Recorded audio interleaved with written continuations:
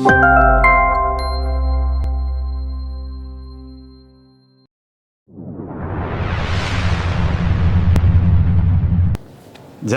பிம்பச்சிறை 2.0 ரா முகமது இலியாஸ் எழுதியிருக்காரு. சிறுமை பதிப்பகத்தோடது. ஓகே சரி, விஜயோட இந்த என்டிடிவி வரவே வராத பேட்டியை பார்த்தீங்களா? அதாவது உலக தொலைக்காட்சிகள் முதல் முறையாக போட்டிருந்தாங்க. அது மற்ற கட்சி தலைவர்கள்லாம் நேரடியாக போய் பேட்டி கொடுக்குறாங்க. அந்த கட்சி சார்ந்து இருக்கிறவங்க நிறையா இன்ட்ராக்ட் பண்ணுறாங்க. ஆடியன்ஸோட கேள்வி பதில் வரலாம். ஆனால் ஒருத்தர் வந்து தனி அறைக்குள்ளே ஏதோ கூப்பிட்டுட்டு அது அவர் இப்படி சொன்னாப்பிலையா அப்படி சொன்னாப்பிலையான்னு வழக்கம் போல் என்டிடிவி, அதாவது லோக்கல் பாதை இதெல்லாம் கண்டிப்பாக டேரெக்டாக என்டிடிவி தான் அவர் பேட்டி கொடுப்பாரு. ஆமாம், கொடுத்தாலும் இந்த மாதிரி க்ளோஸ் டோரில் வந்து தெரில பனையூருக்கு வந்தாங்களாம் தெரில என்டிடிவி. ஆமாம், என்னன்னா என்டிடிவி வந்து அது பண்ணுறாங்க, அதெல்லாம் ரைட்டு. ஆனால் ஒருத்தர் பேட்டியே கொடுக்க மாட்டேங்கிறாரு. ஆனால் அது ஒரு பெரிய ஒரு நியூஸ் ஆக்கி அது பேசப்படுது. பார்த்தியா, என்டிடிவியே வந்து தளபதியை வந்து பார்க்குது. பார்த்தியா, என்டிடிவியே பேசுகிறாங்க. பார்த்தியா, அதுக்கு முன்னாடி போட்டாங்க ஒரு பயங்கரமான ஒரு பேட்டி வருது நைட்டு அப்படின்னு. சரி என்னடான்னு பார்த்தா இதுதான். ஆமாம், அப்படி ஒரு பேட்டி கொடுத்ததாக தகவல் அப்படிதானே? பேட்டின்னு வரல. ஆமாம், இல்லை என்ன, அதுதான் நான் பார்த்த வரைக்கும். அப்போ நான் ஒன்று பார்த்தேன். என்ன பார்த்தேன்னா, அந்த என்டிடிவியோட அந்த கன்வால் அப்படிங்கிற ஒருத்தர் சோக்கால் அந்த பேட்டி எடுக்கிற டீமில் முக்கிய இதுவாக இருக்கிறவர், அவர் வந்து பார்த்திங்கன்னா ஷபீர் அகமதோட ஒரு ஃபோட்டோ எடுத்திருந்தார். ஷபீர் அகமது போட்டிருந்தார். 15 இயர்ஸ்க்கு அப்புறம் அவர் வந்து இது பண்ணுறேன்னு சொல்லி போட்டிருக்காரு. ஓகேவா, சீன் 1. ஓகே, அப்படியே கட் பண்ணோன்னா, இந்த ஜனநாயகன் புக் இருக்குல்ல, இந்த சீர்மை பதிப்பகத்துக்கு போய் சீர்மை பதிப்பகம் வந்து அதை ஒரிஜினா மற்ற எத்தனை பதிப்பகங்களுக்கு போயிருப்பாருன்னு தெரில. அதை ஒரிஜினா நம்ம தலைவர் ராஜ்மோகன், அப்புறம் வந்து நம்ம ஷபீர் அகமது. ஓகே, அதாவது சென்னை புத்தக கண்காட்சியில் போயிருக்காங்க. கார்த்திகை செல்வன்லாம் கூட போயிருக்காருன்னு நினைக்கிறேன். ஓகே, என்னன்னா ஷபீர் அகமது வந்து இந்த புத்தகத்துக்கு மெயினாக பக்கத்தில் இது பண்ணி ஃபோட்டோ எடுத்துக்கிறாரு. ஓகே, கட் பண்ணுங்க எல்லாம் சினிமா மாதிரி கனெக்டிங் த டாட்ஸ். ஓகே, இவர் நம்ம சவுக்கு சங்கர் வரல, கனெக்டிங் த டாட்ஸ். அப்புறம் பார்த்தீங்கன்னா அந்த ஷபீர் அகமது கரூர் விஷயத்தை என்ன பேசிட்டு பார்த்தீங்களா? என்னங்க, விஜய் ரேஞ்சுக்கு தலைமைச் செயலாளர்கிட்டலாம் ஃபோன் வந்திருக்கணும். சாதாரண போலீஸ்காரங்கிட்டேருந்து லோக்கலில் இருக்கிறவங்ககிட்ட இது பண்ணால் விஜய் எடுக்கணுமா? எப்போ 41 பேர் இறந்தப்போ ஷபீர் அகமது பேசினார். இது சீன் 3. இந்த 3தையும் கனெக்ட் பண்ணுறப்ப ஓ ஓ ஓ அப்படின்னு சொல்லி நம்ம இவர் அலெக்ஸின் ஒண்டர்லாண்டில் ஓ ஓ அப்படின்னு சொல்லி இது பண்ணல. அந்த மாதிரி எனக்கு கனெக்ஷன் மாதிரி தோணுச்சு. ஓகே, ஏன்னா எனக்கு எப்படி சிறுமை அறிமுகமாச்சுங்கிறத நான் சொல்லணும்ல. இன்னொன்று நடுநிசி எல்லைகள் அப்படின்ட்டு சுசித்ரா விஜயனோட புக்கை வந்து வித்யா அப்படிங்கிறவங்க வந்து மொழிபெயர்த்திருந்தாங்க. அந்த ஈவெண்ட்டுக்கு போயிருந்தேன். அது நல்ல ஒரு பொலிட்டிக்கல் புத்தகம். சிறுமை நிறைய பொலிட்டிக்கல் புத்தகங்கள்லாம் நல்லா பண்ணுறாங்க அப்படிங்கிறது தான் ஒரு பரவலாக பேச்சு. என்னோட கருத்துமே அதுதான், இதுக்கு முன்னாடி இருந்த கருத்து. ஆனால் இந்த புத்தகம் ஜனநாயகனை பார்க்குறப்ப ஜனநாயகனில் இருக்கக்கூடிய முகமது இலியாஸ் இவரோட இது புத்தகத்தை பார்க்குறப்ப இவரோட ஐடி சிறுமையோட இந்த புத்தகம் சம்பந்தமான சில கட்டுரைகள் கௌதம் ராஜன் ஒரு திமுககாரர் கூட கட்டுரை எழுதியிருக்காரு. அதுக்கப்புறம் நம்ம எழுதியிருக்கோம் இதை பற்றி. அதை பார்க்குறப்ப மேபி இது கான்ஸ்பிரசி அப்படின்ட்டு இல்லை, மேபி இது வந்து ஒரு வேலை திட்டமாக இருக்குமோ அப்படின்னு சொல்லிட்டு நரேஷனை செட் பண்ணுறதுக்கு உண்டான வேலை திட்டமாக இருக்குமோன்னு தோணுச்சு. நான் சும்மா நான் சொல்லலை. இந்த புத்தகத்துலேயும் அதுக்கு உண்டான ஆதாரங்கள் இருக்குது. உள்ளுக்குள்ளே அந்த அவங்களோட பதிவுகள்லையும் அதுக்கு உண்டான ஆதாரங்களை என்னால் பார்க்க முடியுது. அப்படி தான் சொல்லுவேன்.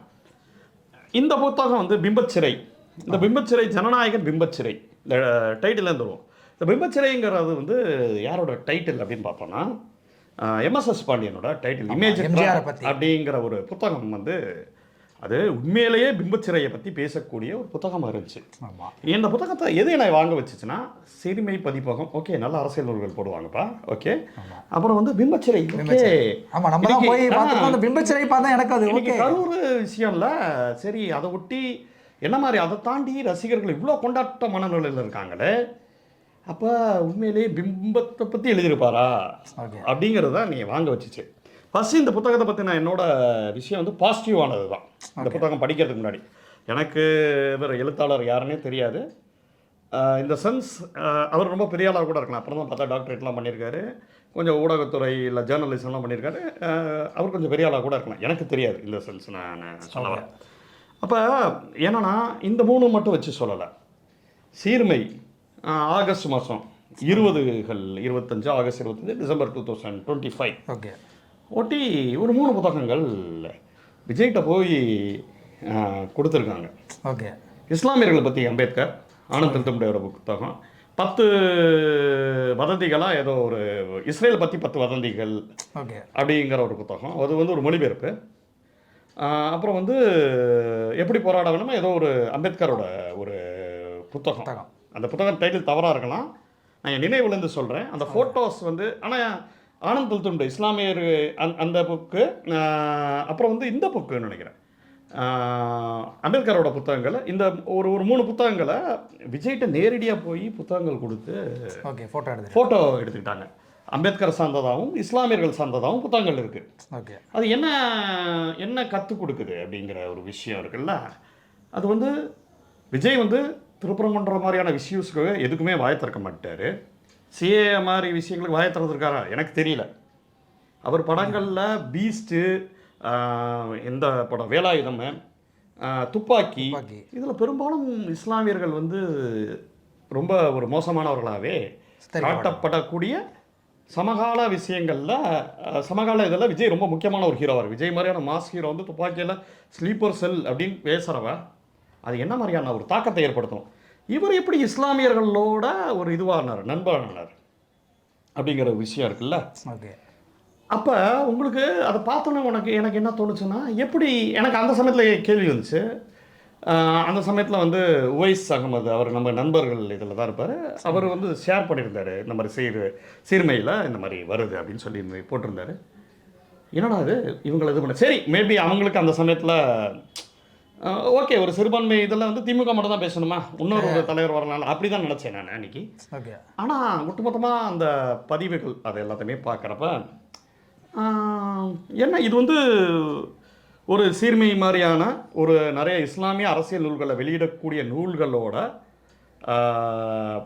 இதை வந்து அரசியலோட கண்ணோட்டத்தோட ஒரு கதையாடலை ஏற்படுத்துறதுக்கு ஓகே. ஏன்னா அவங்கள வந்து இவங்க பயன்படுத்தி கூட செஞ்சுருக்கலாம். ஆதவ அர்ஜுனாவோ இதோ அந்த மாதிரி தான் எனக்கு ஃபீல் ஆச்சு. ஓகே. நீங்கள் உங்கள் இதுக்கு வந்து புத்தகம் வாங்க வரீங்கிறாங்க, வேணாம்னு சொல்ல முடியும் இது சீர்மை ஆங்கிள்லேருந்து. ஆனால் சீர்மையே போய் விஜய்கிட்ட போய் கொடுக்குறப்ப அந்தளவு அவர் என்ன சிறுபான்மையினருக்கு செஞ்சுட்டாரு, மணிப்பூர் பற்றி ஏதாவது பேசினாரா அப்படிங்கிற கேள்விகள்லாம் எனக்கு இயல்பாகவே வருது. ஏன்னா ஒரு பொது சமூகத்தில் ஒரு பொதுவான ஒருத்தரை கூப்பிட்றப்ப இப்போ விகடன் விஷயத்தில் ஆதவ அர்ஜுனா வந்து விஜயை கூப்பிட்டப்பே நிறைய கேள்விகள் வந்துச்சு. திரும்ப கூட போகலை அதுக்கு. ஆமாம். அப்போ யாரை கூப்பிட்றோம்? சிறுபான்மையினருக்கு விஜய் ஏதாவது போராட்டம் பண்ணியிருக்காரா, இல்லை தலித்துகளுக்கு ஏதாவது போராட்டம் பண்ணியிருக்காரா, இந்த பக்கம் இஸ்லாமியர்கள் கிறிஸ்தவர்களுக்கு ஏதாவது போராட்டம் பண்ணியிருக்காரா அப்படிங்கிற ஒரு கேள்வியோட இந்த புத்தகத்தை அணுகணும் அப்படின்னு பார்க்குறேன். ஏன் இவ்வளவு இதுன்னா இது தனித்தனி விஷயமா பார்த்தோன்னா ஆமாம் ஒரு சின்ன விஷயத்தில் அன்றைக்கி மட்டும் விமர்சனம் பண்ணிட்டு போயிருப்போம், ஏங்க சீர்மை பண்ணாங்க விஜயா அப்படின்ட்டு. அப்புறம் இன்னொரு நாள் வேற ஒரு விஷயம் நடக்கிறப்ப இதை மறந்துருப்போம். ஆனால் என்ன நடக்குதுன்னா இது எல்லாத்தையும் கோர்வையாக அப்படியே ஜனநாயகம். நான் எப்போவுமே ஒரு புத்தகம் ரிவ்யூ பண்ணுறப்ப இவருக்கு தெரியும் வேறு யாராவது அந்த புத்தகத்தை பற்றி எழுதியிருக்காங்க, அந்த புத்தகத்தோட பேக்ட்ராப் என்ன அப்படிங்கிறலாம் யோசிக்கிறப்ப நிறையா ஒரு அதிர்ச்சிகரமான சில இமேஜஸ் எனக்குள்ளே வந்துச்சு. அது தவறாக கூட இருக்கலாம், அது எதேச்சியாக நடந்ததாக இருக்கலாம். அதாவது நான் வந்து எவிடன்ஸ் இல்லாமலாம் இது சொல்ல முடியாதுல்ல. இவங்க வந்து இந்த ஒரு அரசியல் நோக்கத்துக்காக அதை பண்ணியிருக்காங்கிறத நான் வந்து ஒரு குற்றச்சாட்டாக போகிற போக்கில் நாம் வந்து ஒரு இடத்துல வைக்கக்கூடாது. ஒரு சந்தேகங்கள் வருது. ஏன்னா இன்னைக்கு இஸ்லாமியர்களோட இதுவாக உடைக்கிறதுக்கு இஸ்லாமியர்களும் கிறிஸ்தவர்களோட வாக்குகளை திமுக இது பண்ணுறதுக்கு தான் இந்த இடத்துல விஜய் நிற்கப்படுறாருங்கிற ஒரு அரசியல் நெரேட்டிவ் இருக்குது. ஆமாம். அந்த நெரேட்டிவுக்கு வலு சேர்க்கிற விதமாக இருக்குது. ஏன்னா ஏன் இந்த பதிப்பகத்துலேருந்து வரணும், ஏன் வந்து இந்த மாதிரியான கதையாடல்களை விற்கணும் அப்படிங்கிறப்ப அது ரொம்ப வலுவானதாக மாறுது. ஓகே. நான் சொல்கிறது புரியுதா இல்லையா உங்களுக்கு? இந்த இடத்துல வந்து அந்த அடையாளங்களே இருக்குல்ல, சிறுமை பதிப்பகத்துக்கு ஒரு அடையாளம் ஒன்று இருக்குது, இஸ்லாமியர்கள் சேர்ந்த ஒரு அரசியல் நூல்களை அது வந்து வைக்கிது. அதே நேரத்தில் முகமது இலியாஸுங்கிற ஒரு பேரே இஸ்லாமிய பேராக இருக்குது. ஏன் அந்த அடையாளத்துலேருந்து வரப்போ ஓகே சிறுபான்மையினரோட நாயகனோ விஜய் அப்படிங்கிற மாதிரி இருக்குது. இந்த புத்தகம் வந்து விஜயோட இமேஜை உடச்சிருச்சுன்னா இந்த கேள்வியெல்லாம் எதுவுமே வச்சிருக்க மாட்டேன். ஓகே. ஆனால் எந்த இடத்துலையுமே உடைக்கலை. ஓகே. இந்த புத்தகம் எப்போ எழுதப்படுதுங்கிற ஒரு விஷயம் இருக்குது. டிசம்பர் இந்த புத்தகத்தில் திருப்பரங்குன்றத்தை பற்றின காட்சிகள் வருது. திருப்பரங்குன்றத்தில் லாஸ்ட் மாதம் டிசம்பரில் நடந்துச்சு. அந்த கார்த்திகை தீபம் இது அந்த விஷயம் வரைக்கும் இந்த புக்கில் பதிவு செய்யப்பட்டிருக்கு. ஓகே. அப்போ உங்களுக்கு கரூர் சம்பவங்கள்லாம் இருக்குது இந்த புத்தகத்தில் இருக்குது. ஓகே. எப்படி வந்து கரூர் சம்பவத்தை தாண்டி எப்படி இதை வந்து அணுக முடியுது அப்படிங்கிறப்ப தான் எனக்கு அந்த கேள்வி வருது. ஏன்னா ஏன் இவங்க எழுதக்கூடாதா, அந்த பதிப்பகத்தில் வரக்கூடாதா? அப்படி இல்லை, என்ன எழுதியிருக்கோங்கிற விஷயத்துலேருந்து பார்த்தோன்னா இந்த புத்தகம் வந்து அப்படி இல்லை. ஓகே. என்னன்னா அந்த ஒரு எம்எஸ்எஸ் பாண்டியனோட பிம்பச்சிறை என்ன பண்ணணுன்னா, எம்எஸ்எஸ் பாண்டியனோட பிம்பச்சிறை உங்களுக்கு அந்த பிம்பத்தை உடைக்கும், நேரடியாக போய் டமால்ட் உடைக்கும். எம்ஜிஆரோட பிம்பம் எப்படி இருந்துச்சு நம்ம பார்த்துருப்போம், நிறைய தடவை ஒரு 3 வீடியோ பேசிட்டோம் அதை பற்றி.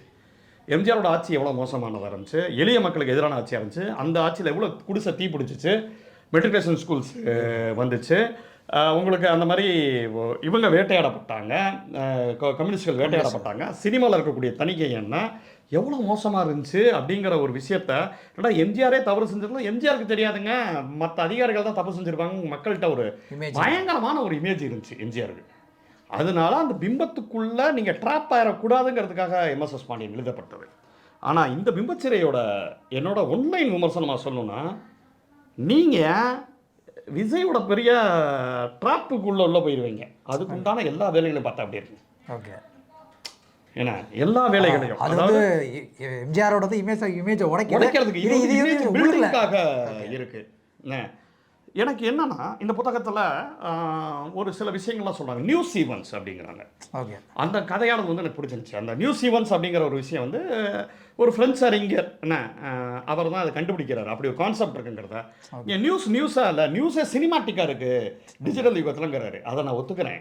நியூஸ் சினிமாட்டிக்காக இருக்கிறப்ப இப்போ கரூர் மாதிரி சம்பவம் நடக்குது, வாத பிரதி வரும், இது வந்து எல்லாருமே டிஸ்கஸ் பண்ணிக்கிட்டே இருப்போம், நம்ம வெளியில் டிஸ்கஸ் பண்ணுவோம், டீக்கரில் டிஸ்கஸ் பண்ணுவாங்க, ஒரு குரூப் வந்து விஜய் வந்து சப்போர்ட் பண்ணுவாங்க, விஜய் வந்து வெளில பண்ணுவாங்க. வெறும் நியூஸ் வந்து தகவலாக இல்லாமல் உங்களை பங்கேற்பாளராக மாற்றுதில்ல. எப்படி பிக் பாஸை நீங்கள் பங்கேற்பாளராக இருக்கும், ஐபிஎல்லில் பங்கேற்பாளராக இருக்கும், நேற்று நடந்த நியூசிலாந்து மேட்ச்சில் நம்ம பங்கேற்பாளராக இருக்கும்.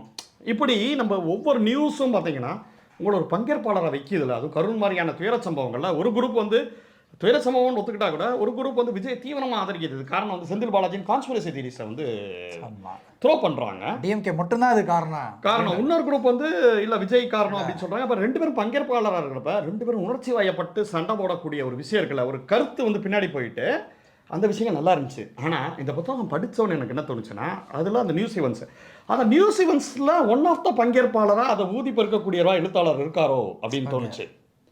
ஏன்னா இந்த இந்த சம்பவம் இருக்குல்ல, இந்த சம்பவம் கரூர் சம்பவம் நடந்தது ஒட்டி அவர் ஒரே ஒரு தோழரோட கட்டுரை மட்டும் ஷேர் பண்ணியிருக்காரு.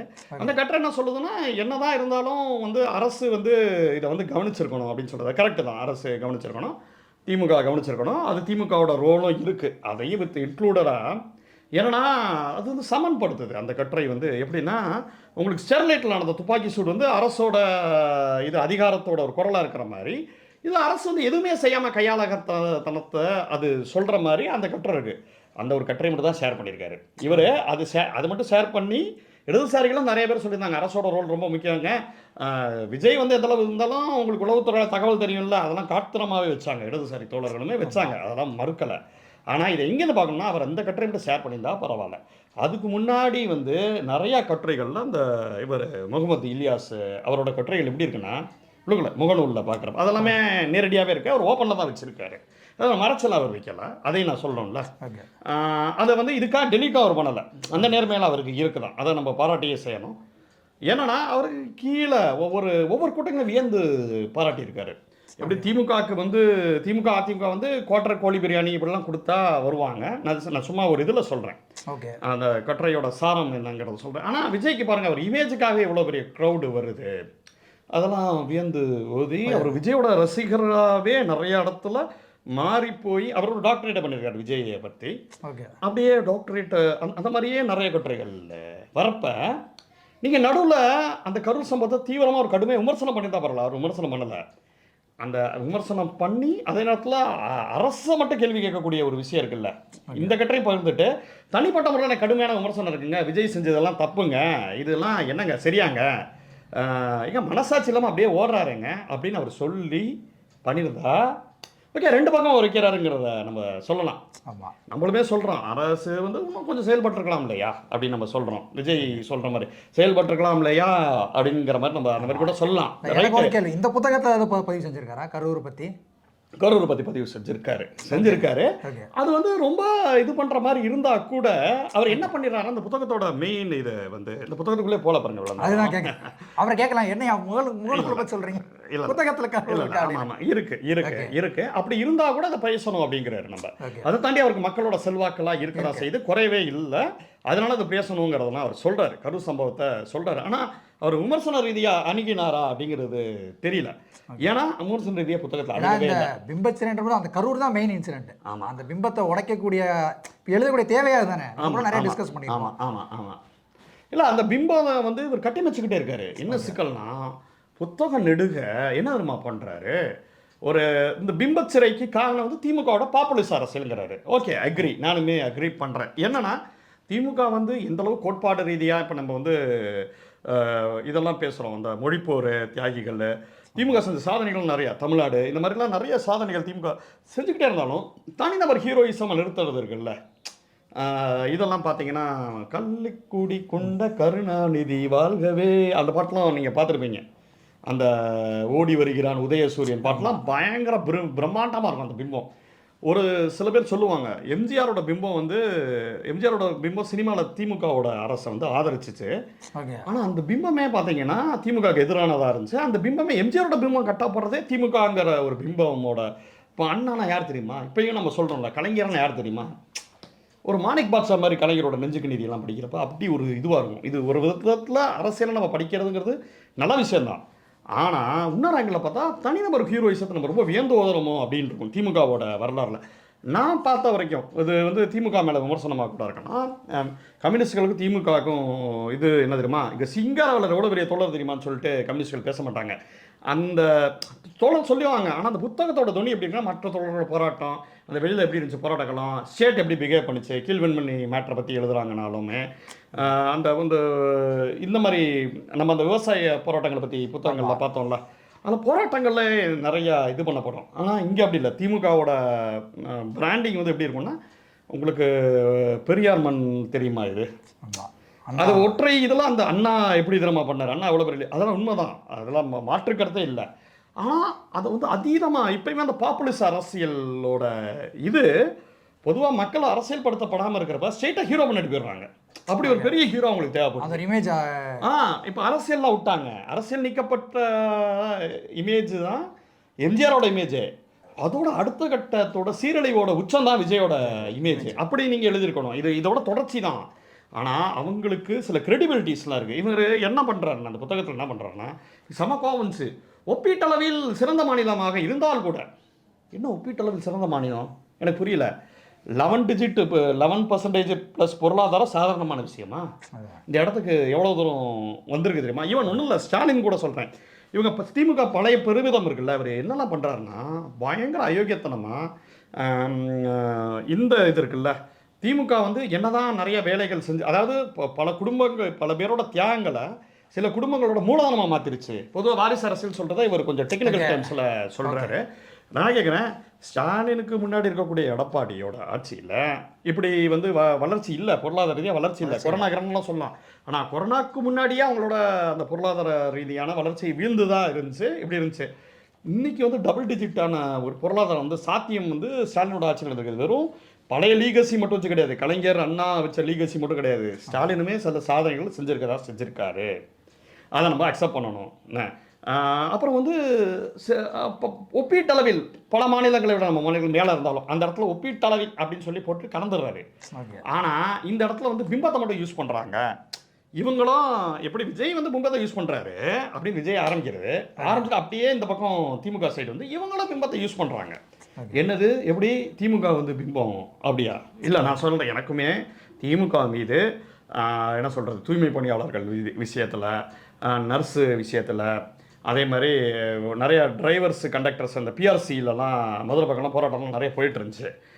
அவங்களுக்கு ஓய்வூதியம் பிரச்சனை இல்லை, இந்த மாதிரி எக்கச்சக்கமாக சாம்சங் பிரச்சனையில் தொழிலாளர்கள் 6 மணி நேரம் இது கம்யூனிஸ்டுகள் தான் வாங்கி கொடுத்தாங்க. ஆமாம், இல்லைனா அது ஃபஸ்ட்டு வந்து அந்த அந்த அப்ரூவ் பண்ணுறதா இருந்தாங்க அங்கே 12 மணி நேரம் வேலைகளை. இப்படி எல்லா இடத்துலையும் கோட்டை விடக்கூடிய பாயிண்ட்டுகள்லாம் இருக்குது, அரசியல் ரீதியான பாயிண்ட்டுகள். இந்த பாயிண்ட்டுகளை வந்து அவர் சொல்லிட்டு திமுக விமர்சனம் தான் நான் ஒத்துக்குவேன். ஆனால் இந்த பாயிண்ட்டுகளை சொல்லிட்டு விமர்சனம் பண்ணால் என்ன சிக்கலாகும்னா, இவருக்கு என்ன சிக்கலாகும்னா, எப்பா அவங்க தலைவர் விஜய் என்னப்பா சொன்னாருன்னு கேட்பாங்க. அதனால சைலண்டாக இந்த பிரச்சனைக்குள்ளே போகல. இப்போ சாம்சங் பிரச்சனை நம்ம கேட்கணும். சாம்சங் பிரச்சனைலாம் விஜய் கட்சி ஆரம்பித்த பிறகு நடந்த விஷயம் தான் சாம்சங் பிரச்சனை. சரிப்பா, திமுக பண்ணலை, நீ அதை எடுத்து கிரவுண்டில் எடுத்து பேசலாம்ல, ஏன் எடுத்துகிட்டு போகலாம். நான் வந்து இந்த வெங்கை வயல் மாதிரியான போராட்டங்கள் எல்லா இடத்துலையுமே இடதுசாரிகள் வந்து ஃபர்ஸ்ட் இடத்துல ஒரு நின்றுப்பாங்க. இப்போ கூட தூய்மை பணியாளர் போராட்டம், ஆமாம், தூய்மை பணியாளர் போராட்டம் இடதுசாரிகளோட போராட்டங்கள் தான் அது இருந்துச்சு. வெங்கை வயல் மாதிரி விஷயங்கள்ல எல்லா இடத்துலையும் சாம்சங் விஷயத்தில் இறங்கி போலீஸ் அப்போ வந்து அரசு ஒரு ஸ்டேட் எப்படி பிஹேவ் பண்ணிச்சு சாம்சங் அப்பையும் தூய்மை பணியாளர்கள் விஷயத்துலையும் போலீஸ் வந்து மோசமாக ஹேண்டில் பண்ணிச்சு அப்படிங்கிற விஷயங்கள்லாம் இருக்குல்ல. நம்ம மத்திய சென்னை மாவட்ட செயலாளர் செல்வா வந்து போயிருப்பார். அந்த இடத்துல வந்து சம்ஸ் வளர்மதி, நிலவுமொழி சந்தாமரையெல்லாம் உள்ளே பிடிச்சி போட்டிருப்பாங்க, புளியந்தோப்பு மோகன். அவங்களோட அரசியல் ரீதியான விஷயங்களையும் எக்கச்சக்க சிக்கல்கள் இருக்குது. தனி நபர்களாக இப்போ புளியந்தோப்பு மோகன்லாம் தாக்குதல்லாம் வைக்கிறாரு. அவர் பேசுகிற அந்த துணி இருக்குல்ல, அந்த கருணாநிதி ஸ்டாலின் அது சொல்கிறப்ப இவங்களுமே கொஞ்சம் ஃபயர் ஆகிறாங்க. அதெல்லாம் இருக்குது. அரசும் அவங்கள வந்து மோசமாக அட்டாக் பண்ணிச்சு. அப்போ ஜி செல்வா தான் அங்கே போகிறாரு. ஜி செல்வானா பலமுறை வந்து இந்த மாதிரி போராட்டங்கள் திமுகவுக்கு எத்தாப்புல போராட்டங்கள்லாம் நிறையா ஜி செல்வா ஆர்கனைஸ் பண்ணுறது உண்டு. அடுத்த ஒரு 2 நாள்லேயே பார்த்தீங்கன்னா அந்த இந்த ஸ்டாலின் பக்கத்தில் உட்காந்துருப்பார், கியூபா நிகழ்ச்சியில் உட்காந்துருப்பார். ஸோ இதுதான் இடதுசாரிகளோட ஒரு ஹிஸ்ட்ரியாக இருக்குது, அதுக்காக சொல்ல வரேன். ஆனால் இடதுசாரிகள் என்றைக்குமே அதான் ஒரு இடத்துல சொல்லணும்னா இவங்க பாப்புலிஸ்ட் அரசியல் முன்வைக்கிற மாதிரி அவங்க பாப்புலிஸ்ட் அரசியலை முன்வைக்கிறது இல்லை. தனிநபர் ஹீரோக்களான வரலாறுகள், இன்னும் தியாகத்தோட வரலாறுகள் திமுகவை விட என்ன இடதுசாரிகளுக்கு அதிகம்தான். என்ன அதை வந்து எங்கே வேணாலும் சொல்லலாம். என்ன ஒரு கட்சியாக இருக்கலாம், அவங்க வந்து அவங்களோட வந்து கொஞ்சம் ப்ராக்டிக்கல் இல்லாமல் கூட இருக்கலாம் சில நேரங்களில். ஆனால் அந்த நேர்மை வந்து அவங்களுக்கு எப்பயுமே இடதுசாரி தோழர்களுக்கு உண்டு தான். அந்த இடத்துல அவங்க பாப்புலிஸ்ட் அரசியல் இது பண்ணல. பாப்புலிஸ்ட் அரசியலை திமுகவோட பாணியில் தான் விஜய் வராரு, அந்த பாப்புலிசத்தோட பேசுங்கிறதெல்லாம் ஓகே. ஆனால் வெறும் பாப்புலிசம் மட்டும் திமுகவானா கிடையாது. ஆமாம், இப்போ நீங்கள் வந்து எல்லா இடத்துலையும் நீங்கள் நாடாளுமன்றத்தில் எத்தனை இப்போ சிஏஏ என்ஆர்சி இதெல்லாம் இது பண்ணப்போ திமுக என்ன ஸ்டாண்ட் எடுத்துச்சு? திமுகவோட தலைமையில் தான் அங்கே நீங்கள் பார்க்கணும். அங்கே அந்த ஒரு முகம் இருக்குல்ல, அந்த ஈவன் காங்கிரஸோட முகமே திமுகங்கிற மாதிரியான கட்சி இங்கே ஒரு 40 சீட் அவங்களுக்கு கன்ஃபார்மாக போய் தான் இங்கே அதில் இடதுசாரிகளும் இருக்காங்க, சு வெங்கடேசன் மாதிரி தோழர்களும் இருக்காங்க. இவங்கெல்லாம் சேர்ந்து தான் அங்கே நாடாளுமன்றத்தில் எல்லா இதுக்குமே வந்து எதிர்ப்புகளை கிளப்புறது. முக்கிய முகமே இங்கே இதுதான் திராவிட மாடல். இதை வந்து ராகுல் காந்தி ஒத்துக்கிறாரு, திராவிட மாடல் ஒத்துக்கிறாரு. பீகாருக்கு எலெக்ஷனுக்கு இப்போ இது பண்ண கூப்பிட்டு போகிறாங்க, ஸ்டாலின் போய் பேசுகிறாரு. சும்மாவா அந்த 75 ஆண்டு வருடம் திமுகவோட வரலாறை போய் நீங்கள் திரும்பி போய் பார்த்தீங்கன்னா எல்லா லீடர்ஸும் இவரில் அந்த புத்தகம் வந்து போட்டிருக்காங்க, காலத்தின் நிறம் கருப்பு சிவப்பு. அதில் லல்லு பிரசாத் யாதவ்லாம் சொல்கிறாரு, இதை வந்து ரொம்ப ஒரு முக்கியமான ஒரு இதுவாக சொல்கிறாரு. இதில் வந்து மத்தியில் கூட்டாட்சின்னு சொல்கிறது மூலமாக நீங்கள் மாநில சுயாட்சியை உங்களுக்கு மட்டும் சொல்லலை, மற்ற மாநிலத்துக்கும் இதுதான் நல்லதுங்கிறத பேச போய் அந்த அரசியல்லாம் தீ பரவட்டு மாதிரி பரவுது. திமுகவுக்கு அப்படி ஒரு ஹிஸ்ட்ரி இருக்குது. அப்படி ஒரு ஹிஸ்ட்ரியும் நீங்களும் ஒன்றா. இப்போ நான் ஒன்று கேட்குறேன், விஜய்கிட்ட கேட்குறேன். விஜய் வந்து சினிமாவில் படிப்படியாக வளர்ந்துருக்காரு. விஜய் அஜித்லாம் ஒரு மிகப்பெரிய ஒரு சினிமாவில் ஒரு முகமாக இருக்காங்க. விஜய் வந்து ஒரு கூட்டம் கூட்டுறப்ப ஒரு 5000 பேர் நிற்கிறாங்கன்னா ஃபோட்டோ எடுக்கிறதும் டிடிஎஃப் வாசன் 5000 பேர் எடுக்கிறதும் ரெண்டும் ஒன்றா. அப்படி நீங்கள் ஒன்று படுத்தினீங்கன்னா திமுகவும் விஜயும் ஒன்றுன்னு சொல்லலாம். நீங்கள் என்னென்னா 70 மார்க் வாங்குற ஸ்டூடெண்ட்டையும் 0 மார்க் வாங்குற ஸ்டூடெண்ட்டையும் இது பண்ணி இவன் 3 கொஸ்டின் தப்பாக எழுதியிருக்கான்ப்பா, இந்த கொஸ்டின் தப்பாக எழுதுறப்ப விஜயும் தப்பாக எழுதியிருக்காரு, ஸோ போத் ஆர் சேம் அப்படின்னா அப்படி எப்படி நீங்கள் சொல்லுவீங்க? ஏன் அவங்களுக்கு இவ்வளோ பெரிய ஹிஸ்ட்ரி இருக்குது. அவங்க வந்து நிறையா தவறுகள் பண்ணலாம், விமர்சனம் நம்ம பண்ணணும். அதுக்காக நான் என்ன சொல்கிறேன்னா உடனே 200 rupees கிரெடிட்டட் அப்படி இல்லை. என்ன நான் விமர்சனங்களையும் சேர்த்து தான் நம்ம எல்லா இடத்துலையும் வைக்கிறோம். ஒன்றும் இல்லை, இந்த தீபாவளி இருக்குல்ல, தீபாவளி அப்போ அவ்வளவு ரேட் ஏற்றுவாங்க டிக்கெட்ஸு. தீபாவளியில் சாட்டர்டே சண்டேக்கு ஏற்றுவாங்க மதுரையில். இது எத்தனையோ தடவை வந்து என்னங்க திமுக அதை கண்டுக்காதுன்னா அந்த சமயத்தில் சொல்லுவாங்க, இல்லை திமுக வந்து அதை வந்து இது பண்ணுது, நிறைய பஸ்ஸுகள் விடுது, ஸோ தனியார் யாராவது போனால் கம்ப்ளைண்ட்டை ரைஸ் பண்ணுங்கம்பாங்க. ஆனால் ஆன்லைன்லேயே பார்த்தீங்கன்னா 2000 ரூபா டிக்கெட்டு 3000 டிக்கெட், மதுரைக்கெல்லாம் 3000 டிக்கெட்டு. என்ன இது அநியாயமாக இருக்குது அப்படின்னா சில விஷயங்கள் திமுக கண்டும் காணாமல் இருக்குது தான், நான் இல்லைன்னா சொல்லலை. ஆனால் டேய் நீ ஒன்றுமே பண்ணலாம். அவன் எவ்வளோ பெரிய வரலாறு இருக்குது, எத்தனை தியாகங்கள். அதாவது இவர் என்ன கொச்சப்படுத்துறாருன்னா, இந்த தியாகத்தெல்லாம் இது பண்ணி ஒரே ஒரு குடும்பம் வந்து மூலதனமாக ஆக்கிடுச்சான். ஓகே, என்னது இது, என்ன மாதிரியான இது இது? இப்போ சனாதனத்தை எதிர்த்து உதயநிதி பேசுகிறாரு, நீங்கள் அந்த ஹீட்டையுமே நீங்கள் தலையில் உள்வாங்கணும்ல. அப்போ நீங்கள் அந்த ஒரு இவ்வளோ பெரிய கட்சிக்கு நீங்கள் தலைவர்னு சொல்லி திமுகவோட இளைஞரணி தலைவர்னு சொல்லி உதயநிதி ஸ்டாலின் சொல்கிறீங்க. இப்போ அவர் சனாதனத்தை எதிர்த்து பேசுகிறாருன்னா, நாட்டில் ஒருத்தர் வந்து தலையை சீவுவேன்னு சொல்லுவாங்க. உங்களுக்கு ஆர்எஸ்எஸ் வந்து எவ்வளோ கொடூரமான இயக்கம் அப்படிங்கிறது நமக்கு தெரியும், அது ஹிஸ்டாரிக்கலாகவே இருக்குது. ஆனால் அதுக்கு நீங்கள் பொறுப்பு ஏற்க தானே செய்யணும். அது வெறும் இமேஜ் சம்மந்தப்பட்ட இமேஜ் அப்படி வளர்த்துற முடியுமா? இமேஜை வளர்க்க முடியாது, அப்படிலாம் வளர்த்துற முடியாது. மக்கள் ஒன்றும் அவ்வளோ முட்டாள்கள் கிடையாது. ஒன்று இதில் எனக்கு என்ன பட்டுச்சுன்னா, இந்த பிம்பச்சிறைங்கிற டைட்டிலே ரொம்ப தப்பு. ஓகே, என்ன தோணுச்சுன்னா, விஜய் வந்து அவ்வளோ பெரிய அப்பாட்டக்கரா, நீ என்ன அவ்வளோ பெரிய அப்பாட்டக்கரா அப்படிம்பாங்கல்ல.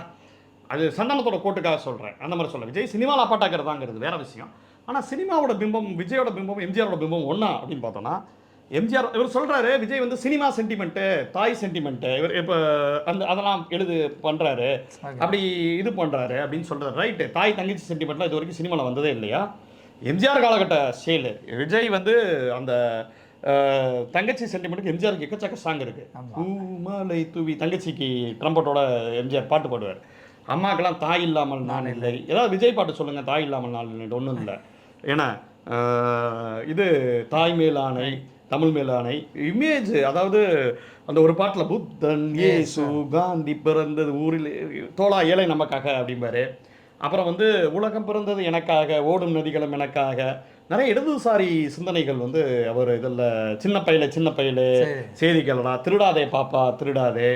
தான் இமேஜில் தான் தம் அடிக்கிற மாதிரி கூட எம்ஜிஆர் வைக்க மாட்டாருங்கிறது தான் செய்தி. ஏன்னா இங்கே இன்னொன்று என்னென்னா, எம்ஜிஆர் ஒரு படத்தை தம் அடிக்கிற மாதிரி சீன் வருமா, அது எதுக்குன்னா இன்னொரு எம்ஜிஆர் வந்து அண்ணன் எம்ஜிஆர் அவரை தட்டி கேட்பாரு, டேய் நீ தம்மா அடிக்கிற அப்படின்னு இருப்பாரு. அதை தரல, அது என்ன அந்த படங்கிறது ஞாபகம் இல்லை. சொல்கிறாங்க எம்ஜிஆர் பற்றி தகவல்கள் சொல்கிறாங்க. நம்ம பார்த்த வரைக்கும் எம்ஜிஆர் நான் வந்து தம் அடிச்சோ ஏதோ இது பண்ணியோ அப்படி பார்க்க முடியாது எம்ஜிஆரை. எம்ஜிஆர் வந்து ஒரு க்ளீன் இமேஜ் வச்சுருப்பார் சினிமாவில். நான் சொல்கிறேன் இன் சினிமா என்ன ஒரு காதல் பாடல்கள், ரசவாதம் சொல்லக்கூடிய பாடல்கள்லாம் இருக்குதான் எம்ஜிஆர் இதில், அதெல்லாம் மேட்டர் இல்லை. ஆனால் ஒரு ஹீரோ இமேஜ் இருக்குல்ல, அந்த இமேஜ் வந்து எம்ஜிஆர் மாதிரி ஒரு ஏழைகளோட கனெக்ட் ஆகிற மாதிரியான ஒரு விஷயம் இருக்குல்ல, க்ரௌடில் தான் நடந்து வருவார். அந்த மாலையெல்லாம் போட்டு நீங்கள் நல்லா இருக்கணும் நாடு முன்னேற, ஏன்னா நாளை நமதே அப்படி அந்த பாட்டெலாம் இருக்குது பாருங்க.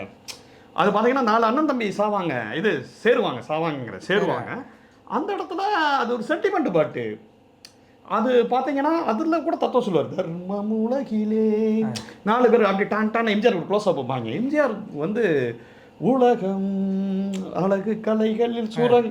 எம்ஜிஆர் வந்து ஒரு சினிமாவில் வந்து பயங்கரமான நான் ஆணையிட்டால் இல்லை, நான் ஆணையிட்டால் பாட்டா நான் எப்படி பார்ப்பேன்னா, அது ஒரு இண்டிவிஜுவலிச பாட்டு. நான் ஆணையிட்டால் அது நடந்து விட்டால் அப்படிங்கிறது, நான் அடிச்சா தாங்க மாட்டேன் மாதிரி தான். நான் எனக்கு பிடிச்ச பாடல்களும் அந்த பாட்டு வராது. ஓகே, அது நல்ல பாட்டு தான், அது மேட்டரில். எம்ஜிஆர்னாலே பாடல்களை அவ்வளோ கவனிச்சு செதுக்கி அந்த இது இருக்குல்ல, தங்கச்சி சென்டிமெண்ட்டு, அம்மா சென்டிமெண்ட் எல்லாம் கரெக்டாக பண்ணுவாப்புல. அதுவும் சில பாட்டு பயங்கரமான பாட்டு, அந்த பொண்ணு அவரை லவ் பண்ணு, இவர் லவ் பண்ண மாட்டார். அம்மா நான் உனக்கு தங்கச்சியை நினச்சிட்டேம்மான்னு சொல்லிட்டு போயிடுவாப்பில். கடைசியில் ஒரு பாட்டு வச்சுருப்பாங்க அதுக்கு முன்னாடி தான். இதெல்லாம் பார்த்துருக்கேன், நான் பார்த்ததுலேருந்து ஒரு ஓரலாக சொல்கிறேன். எம்ஜிஆரோட இமேஜ் வந்து அப்படி பில்டப் பண்ணப்பட்டுச்சு. அப்படி இருக்கா விஜயோட இமேஜ்? அந்த மாதிரிலாம் கிடையாது. நான் எழுதி வேணால் தர முடியும். விஜய், அஜித் தற்கொலை இமேஜ் கூட நான் சொல்லுவேன். நான் ஒரு இதுவாக சொல்லுவேன், நான் இதில் ஆய்வாளராக சொல்லுவேன். நான் இந்த புத்தகத்தை பெட்டராக எழுதிக்க முடியும் நான் ஃபீல் பண்ணேன் எழுதுகிறப்ப. இது கொஞ்சம் ஓவராக இருக்கலாம், ஆனால் எனக்கு தோணுச்சு. ஏன்னா ஒரு தற்கொலைத்தனம் இருந்தால் தான் அதை புரிஞ்சுக்க முடியும். அதுக்காக சொல்ல வரேன். என்னால் தீவிர அஜித் படங்களில் ஒரு 10 தடவை 13 தடவைலாம் பார்ப்போம் ஒரு காலகட்டத்தில். உங்களுக்கு தெரியாதுல்ல, நீங்களும் நானும் தான் சேர்ந்து பார்ப்போம், இல்லை நானும் இம்ரானும் சேர்ந்து பார்ப்போம். அதில் ஒரு தடவை உங்களோட போயிருப்பேன், ஒரு தடவை அவங்களோட போயிருப்பேன், எப்படி இதுவாக இருக்கும். இதுக்கு இந்த தற்கொலைத்தனத்தை கூட அஜித் தான் முன்னாடி போகிறாரு. ஃபஸ்ட்டு தீனா, சிட்டிசன், அமர்கலம், ரவுடிகளை ஹீரோயிஸுவாக பண்ணி அந்த அஜித்துக்குன்னு ஒரு மேல் ஃபேன் பேஸ் பயங்கரமாக இருக்கும். நீங்கள் தேட்டரில் போய் பார்த்தீங்கன்னா தெரியும், சட்டையை கிழிச்சுக்கணும். இப்போயும் அந்த ஃபேன் பேஸ் அஜித்துக்கு உண்டு. மங்காத்தா ரீரிலீஸு. அஜித் என்ன பண்ணுறாருன்னா, விஜய் வந்து ஃபேமிலி ஓரியன்டாக பண்ணிகிட்டே இருக்காரு. ஒரு 2011 அப்புறம் மங்காதாக்கு அப்புறம் அஜித் கான்சியஸாக ஒன்று பண்ணுறாரு, வீரம் மாதிரி படங்கள் பண்ணுறாரு. தன்னை வந்து பொதுவெளியில் நல்ல இமேஜ், நல்ல நியூஸ்கள் தான் வரும். பார்த்தீங்கன்னா அஜித் பற்றி, அஜித் நல்லா இருப்பா, ஃபேமிலிக்காக ஹெல்ப் பண்ணுறப்பா, பிரியாணி போடுறாருப்பா, அவர் ரொம்ப ஒரு அன்பான அப்பாவை போய் இது பண்ணுவார்.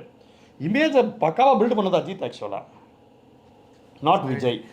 என்னன்னா அந்த தற்கொலைத்தனத்துலேருந்து என்னடா தற்கொலைத்தனமாக ஃபேன்ஸ் இருக்கு, ஃபேன்ஸை கலைக்கிறது, ரொம்ப நல்ல இமேஜை கொண்டு வர்றது. அவர் நல்லவரா கெட்டவராங்கிறது அதுக்குள்ளே நான் போகலை. பட் ஆனால் வெளியில் இருக்கக்கூடிய இமேஜ் பில்டிங் இருக்குல்ல, மீடியாவை சந்திக்காதது. இந்த மீடியாவை சந்திக்காத விஜய் சந்திக்கலையா அவர் சொல்கிறார் 2017 அப்புறம்.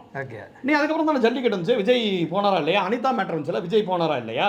ஆனால் அஜித் வால்டர் சந்திக்கவே மாட்டார். அஜித் நீங்கள் தேட்டர்லாம் போய் பார்த்தாக்கணும். இவர் என்ன பண்ணுறாருன்னு இந்த புத்தகத்தை என்ன பண்ணுறாருன்னா, அஜித் 2017 அப்புறம் வாலண்டரியாக வந்து மக்களை சந்திக்கவே இல்லை அப்படிங்கிறாரு. இதுவே ரொம்ப ஒரு இதுவான விஷயம்.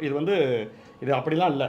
விஜயை பொறுத்த வரைக்கும் தன்னோட ரசிகர் மன்ற ஆட்கள்லாம் அவர் சந்திச்சுக்கிட்டு தான் இருக்காரு, புசி ஆனந்த்லேருந்து. இப்போ அஜித்தை பொறுத்த வரைக்கும் நீங்கள் சினிமாவில் கேட்டால் சொல்லுவாங்க, நீங்கள் சுரேஷ் சந்திராவுக்கு தான் கால் பண்ண முடியும், யூ கேனாட் கால் அஜித் அப்படிம்பாங்க. என்னடா இந்த ஆள் பெரிய டார்ச்சர் பண்ணுறாங்க. நிறைய பேர் நான் கேட்டுங்க சினிமாக்காரங்களில், ஐயா அவரெல்லாம் பிடிக்க முடியாதுங்க, அவர் எங்கே இருக்காருன்னு தெரியாது. அவர் நீங்கள் சினிமாவுக்கு தேட்டருக்கு வந்தாங்க. இப்போ வண்டி ஓட்டுறதுனால சில இதுக்கெல்லாம் வராப்பில் வெளியில். பொதுவாக வந்து அஜித் வந்து தான் இமேஜ் இருக்குல்ல, தான் ஒரு கடவுள் மாதிரி இமேஜை வந்து அஜித் வந்து மெயின்டைன் பண்ணாப்புல. அந்த கடவுளை அஜித்னு சொல்கிறதுலாம் அதனால தான். எலெக்ஷன் அப்போ வருவாப்புல. அதை தாண்டி நீங்கள் வெளில எங்கேயுமே பார்க்க முடியாது. எங்கே நீங்கள் பார்ப்பீங்க நீங்கள் அஜித்? நீங்கள் இந்த பக்கம் மீடியாக்குள்ளே வந்துடாதீங்கிட்டார் அவங்க அப்பா இறந்து போனப்ப. என்னன்னா அவர் வந்து தெளிவாகவே கான்சியஸாகவே என்ன பண்ணுவார்னா, இது வேற அது வேற அப்படின்னு சொல்லி பிரிச்சிருவார். நீ என்ன தேட்டரை வந்து பார்த்துட்டு போயிருக்க அவ்வளோதான் அப்படின்ட்டுருவார். ரெண்டாவது அவர் பேசவே மாட்டார் இதெல்லாம் பற்றி. அது வந்து வெளியில் பேச்சுகள் வந்து அஜித் வந்து அது செஞ்சாராம்ப்பா, அஜித் வந்து இது செஞ்சாராம்ப்பா, வீடு கட்டி கொடுத்தாராம்ப்பான்னு வெளியில் நியூஸ் வந்துகிட்டே இருக்கும். அது ஒரு பிஆர் ஆக்டிவிட்டிஸ் தான், மாற்று கருத்தே இல்லை. என்னன்னா இந்த பிஆர் ஆக்டிவிட்டீஸில் தான் எங்களோட இமேஜ் வந்து பில்ட் ஆகுது. நீங்கள் எம்ஜிஆருக்கு பில்ட் ஆன மாதிரி எம்ஜிஆர் வந்து ஸ்க்ரீன்லேயே பில்ட் பண்ணார், ஆர்கானிக்காக பில்ட் ஆகுது. ஆமாம், அதுக்கு ரீசனும் நான் கவனிக்கிறேன். எம்ஜிஆர் காலகட்டத்தில் சினிமா மட்டும்தான் இருந்துச்சு. ஒன்று பார்க்கணும், ரஜினி அதுக்கடுத்து நீங்கள் ரஜினியை நீங்கள் தாண்டாம முடியாது. ரியல் இமேஜ் இல்லை சூப்பர் ஸ்டார்னா ரஜினி தான். ஏன்னா ரஜினியோட காலகட்டம் வந்து ரொம்ப ட்ரிக்கியானது. ரஜினி காலகட்டத்தில் வேலையில்லா திண்டாட்டம் 80ஸ்லாம் இருக்குது. அவர் வந்து உலகமயமுக்கு முன்னாடி வர்றார். இவர் எப்படி ரேட் பண்ணுறாருன்னா, அதெல்லாம் முதலாளித்துவ காலகட்டம், ரஜினியோட காலகட்டம் ரேட் பண்ணுறாரு. ஆனால் ஒரு விஷயத்த மறந்துடுறாரு, அந்த இடத்துல வேலை இல்லாத காலகட்டம் இருக்கும். நீங்கள் பார்த்துருப்பீங்க, வறுமை நிறம் சிகப்பு மாதிரியான படங்கள் வந்து வந்திருக்கும், இது வந்திருக்கும், நிழல்கள் வந்திருக்கும். டிஆர் படங்கள்லாம் 4 இளைஞர்கள் பெல் பாட்டம் பேண்ட் போட்டு பாலைவன ரோஜாக்கள் அந்த மாதிரியான படங்கள்லாம் இருக்குல்ல, லவ் பண்ணி ஃபெயிலியர் ஆவாங்க, வேலை கிடைக்காம இருக்கும், ஃபேமிலி தங்கச்சி கல்யாணம் பண்ண வேண்டியது. நீங்கள் நிறைய பாக்யராஜ் படத்தெல்லாம் பார்க்கலாம், தாவணி கனவுகள், தங்கச்சி கல்யாணம் பண்ண வேண்டியது இருக்கும். அதனால லவ்வர் தியாகம் பண்ணுற மாதிரி ஆயிரும். அந்த லவ்வர் வந்து வேற யாரோ ஒருத்தர் கல்யாணம் பண்ணிக்கிறேன்பாங்க. சொந்தக்காரங்க மாமா பண்ணா இருக்கும் தாவணி கனவுகளில். ஆனால் இவருக்கு வேலை இல்லைல்ல, எப்படி அவர் கட்டி கொடுப்பாரு மாமா? ஸோ அந்த பொண்ணு வேறு வழி இல்லாமல் கல்யாணம் பண்ணிக்கிறேன்னு சொல்லும். ஏன்னா அவருக்கு வேலை இல்லாத காலகட்டங்கள், 80களோட காலகட்டங்கள், வேலை இல்லாத காலகட்டங்கள். நீங்கள் இப்படி ஒரு அனலைசிஸ் இருக்கானா? அப்படி இல்லை. இந்த அனலைசிஸ்லாம் ஆங்கிரி யங் மேனாக ரஜினி வர நீங்கள் கவனிக்கணும். ரஜினியோட இமேஜ், விஜயகாந்தோட இமேஜை கவனிக்கணும். இந்த இடத்துல ரஜினி வந்து ஒரு ஆங்கிரி யங் மேனாக வர்றாரு. இது வந்து அமிதாப்போட ஸ்டைலு. அமிதாப் இதில் தீ படத்தில் ரஜினி வந்து டேரெக்டாக வெறும் ஆங்கிரி யங் மேன் மட்டும் கிடையாது, போஸ்ட் மாடர்னிசம் இளைஞர் மாதிரி ரஜினி வராரு. நான் கவனிச்சு பார்த்தேன். தில்லமணில் பார்த்தீங்கன்னா ஒரு படத்தில் அவர் சொல்கிறார், தலைவன் சொல்கிறாரு, என்ன ரஜினி பற்றி ஒரு பெரிய புத்தகம் எழுதுறான். ரஜினி வந்து இமேஜ் வந்து ரஜினியோட இமேஜ் வந்து குட் பாய் இமேஜ் இல்லை, bad boy image, in fact worst boy image. நீங்கள் ஒரு படத்தில் ஆடுபுலி ஆட்டம்னு ஒரு படம் பார்த்தேன். இவங்க எல்லாருமே திருட்டாங்க, கமல் ரஜினி. கமல் தான் ஹீரோ. ஆனால் ரஜினி கமலை தூக்கி சாப்பிட்டு போவார். அவர் கேங்கில் ஒருத்தர் லவ் பண்ணிட்டார். இவங்க கேங்கில் யாருமே கல்யாணம் பண்ணக்கூடாதுங்கிறதா டார்கெட்னு நினைக்கிறேன். அந்த படம் நான் லைட்டாக கொஞ்ச நேரம் பார்த்தேன். ரஜினிக்கு வந்து கோவம் வரும். ஏன்னா அப்பைக்கப்போ அனுபவிக்க வேண்டிய பொண்ணு அந்த மாதிரி தான் அவர் பேசுவார். நீங்கள் என்ன கல்யாணம் பண்ணிக்கிட்டு இருக்கேன் பாரு. அப்புறம் சொல்லுவார், டேய் திருட்டை விட கல்யாணம் பண்ணுறது ரொம்ப கஷ்டம்டா அப்படிம்பாரு. ரஜினியோட அந்த அந்த அந்த தற்குறித்தனங்கள் இருக்குல்ல, நான் தற்குறியில் உள்ள தலைவனை ரஜினியை பார்க்குறேன். அப்புறம் அஜித், அப்புறம் தான் விஜயை நான் பார்க்குறேன். அந்த ஆர்டர்னு சொன்னோன்னா, ஏன்னா இதில் சொல்லுவார், சம்போ சிவசம்போ டைலாக் என்ன சொல்லுவார், தலைவன் என்ன சொல்லுவார்ல, அப்பாக்கள் தாத்தாக்கள் வந்தார்கள் போனார்கள் சரியான தவறுன்னு அந்த சம்போ சிவசம்போ பாட்டில் வரும். அதை ஒரு டைலாக் சொன்னேன், அடப்பாவி என்பார்கள் தப்பாக நினைக்காதே, அட போலான்னு சொல்லு. இப்போ சோறு உண்டு, சுகம் உண்டு, மது உண்டு, மாது உண்டு, இது இருந்தாலே சொர்க்கத்தில் அட போடா அப்படிம்பாரு. என்ன டைலாகு இதை பார்த்தா? ஒருத்தன் வேலை இல்லாத ஒரு இளைஞனுக்கு யோசிச்சு பாருங்க, வேலை இல்லாமல் இருக்கான், ஒருத்தன் தற்கொலையாக வந்து குடிச்சுக்கிட்டு இருக்கான் ஃப்ரெண்ட்ஸில். அவன் ரஜினியோட டைலாக்கை தன்னோட டைலாக்காக சொல்லுவான். ரஜினி தமிழ்நாட்டில் ஒரு இது இருக்குது, ஒரு ஸ்டாட்ஸ் இருக்குது, ரஜினி பார்த்தா நிறைய பேர் தம் அடிக்க ஆரம்பிச்சாங்கன்னு சொல்லுவாங்க. இன்றைக்கி தலை வந்து நான் தம் அடிக்கிறதுல தண்ணியெல்லாம் அடிக்காதீங்க, லாங் டேர்மில் இருங்கலாம் பேசுகிறாப்புல மேடையில். ஆனால் தலைவனோட வளர்ச்சி வந்து எப்படின்னா, ஏய் நான்லாம் எவ்வளோ பெரிய தற்கொலை தெரியுமாடாங்கிறது தான் ஒரு அசால்ட்டாக. அதாவது எப்படின்னா, அது வந்து ஒரு பாப் மேர்லியோட இமேஜோட, ஒரு மைக்கேல் ஜாக்சனோட இமேஜோட ஒரு அசட்டையே பண்ணாமல், அது ஒரு போராளி இமேஜ் ஒன்று இருக்குல்ல ஒருத்தனுக்கு. அதாவது போஸ்ட் மாடர்னிஸ்டுக்கும் போராளி இமேஜ் இருக்கும். அவனோட ட்ரெஸ்ஸிங்கு ஏன்னா கண்டுக்காமல் எல்லாரும் மேலே ஏறின தலைவன் அப்படி கீழே அப்படியே வேகமாக நடந்து வருது. இதில் பார்த்தீங்கன்னா தெரியும், இந்த படம் இருக்குல்ல, ஒரு இந்த படத்தில் தீராத விளையாட்டு பிள்ளைல ரஜினி அக்மார்க் பொம்பளை பிறகு என்னங்க மங்காத்தால என்னங்க ரஜினி வந்து அவ்வளோ கெட்டவனா இருப்பான், தியேட்டரை விசில் பறக்கணும். இந்த ட்ரெண்டை ஃபாலோ பண்ணதே ரஜினி தான்.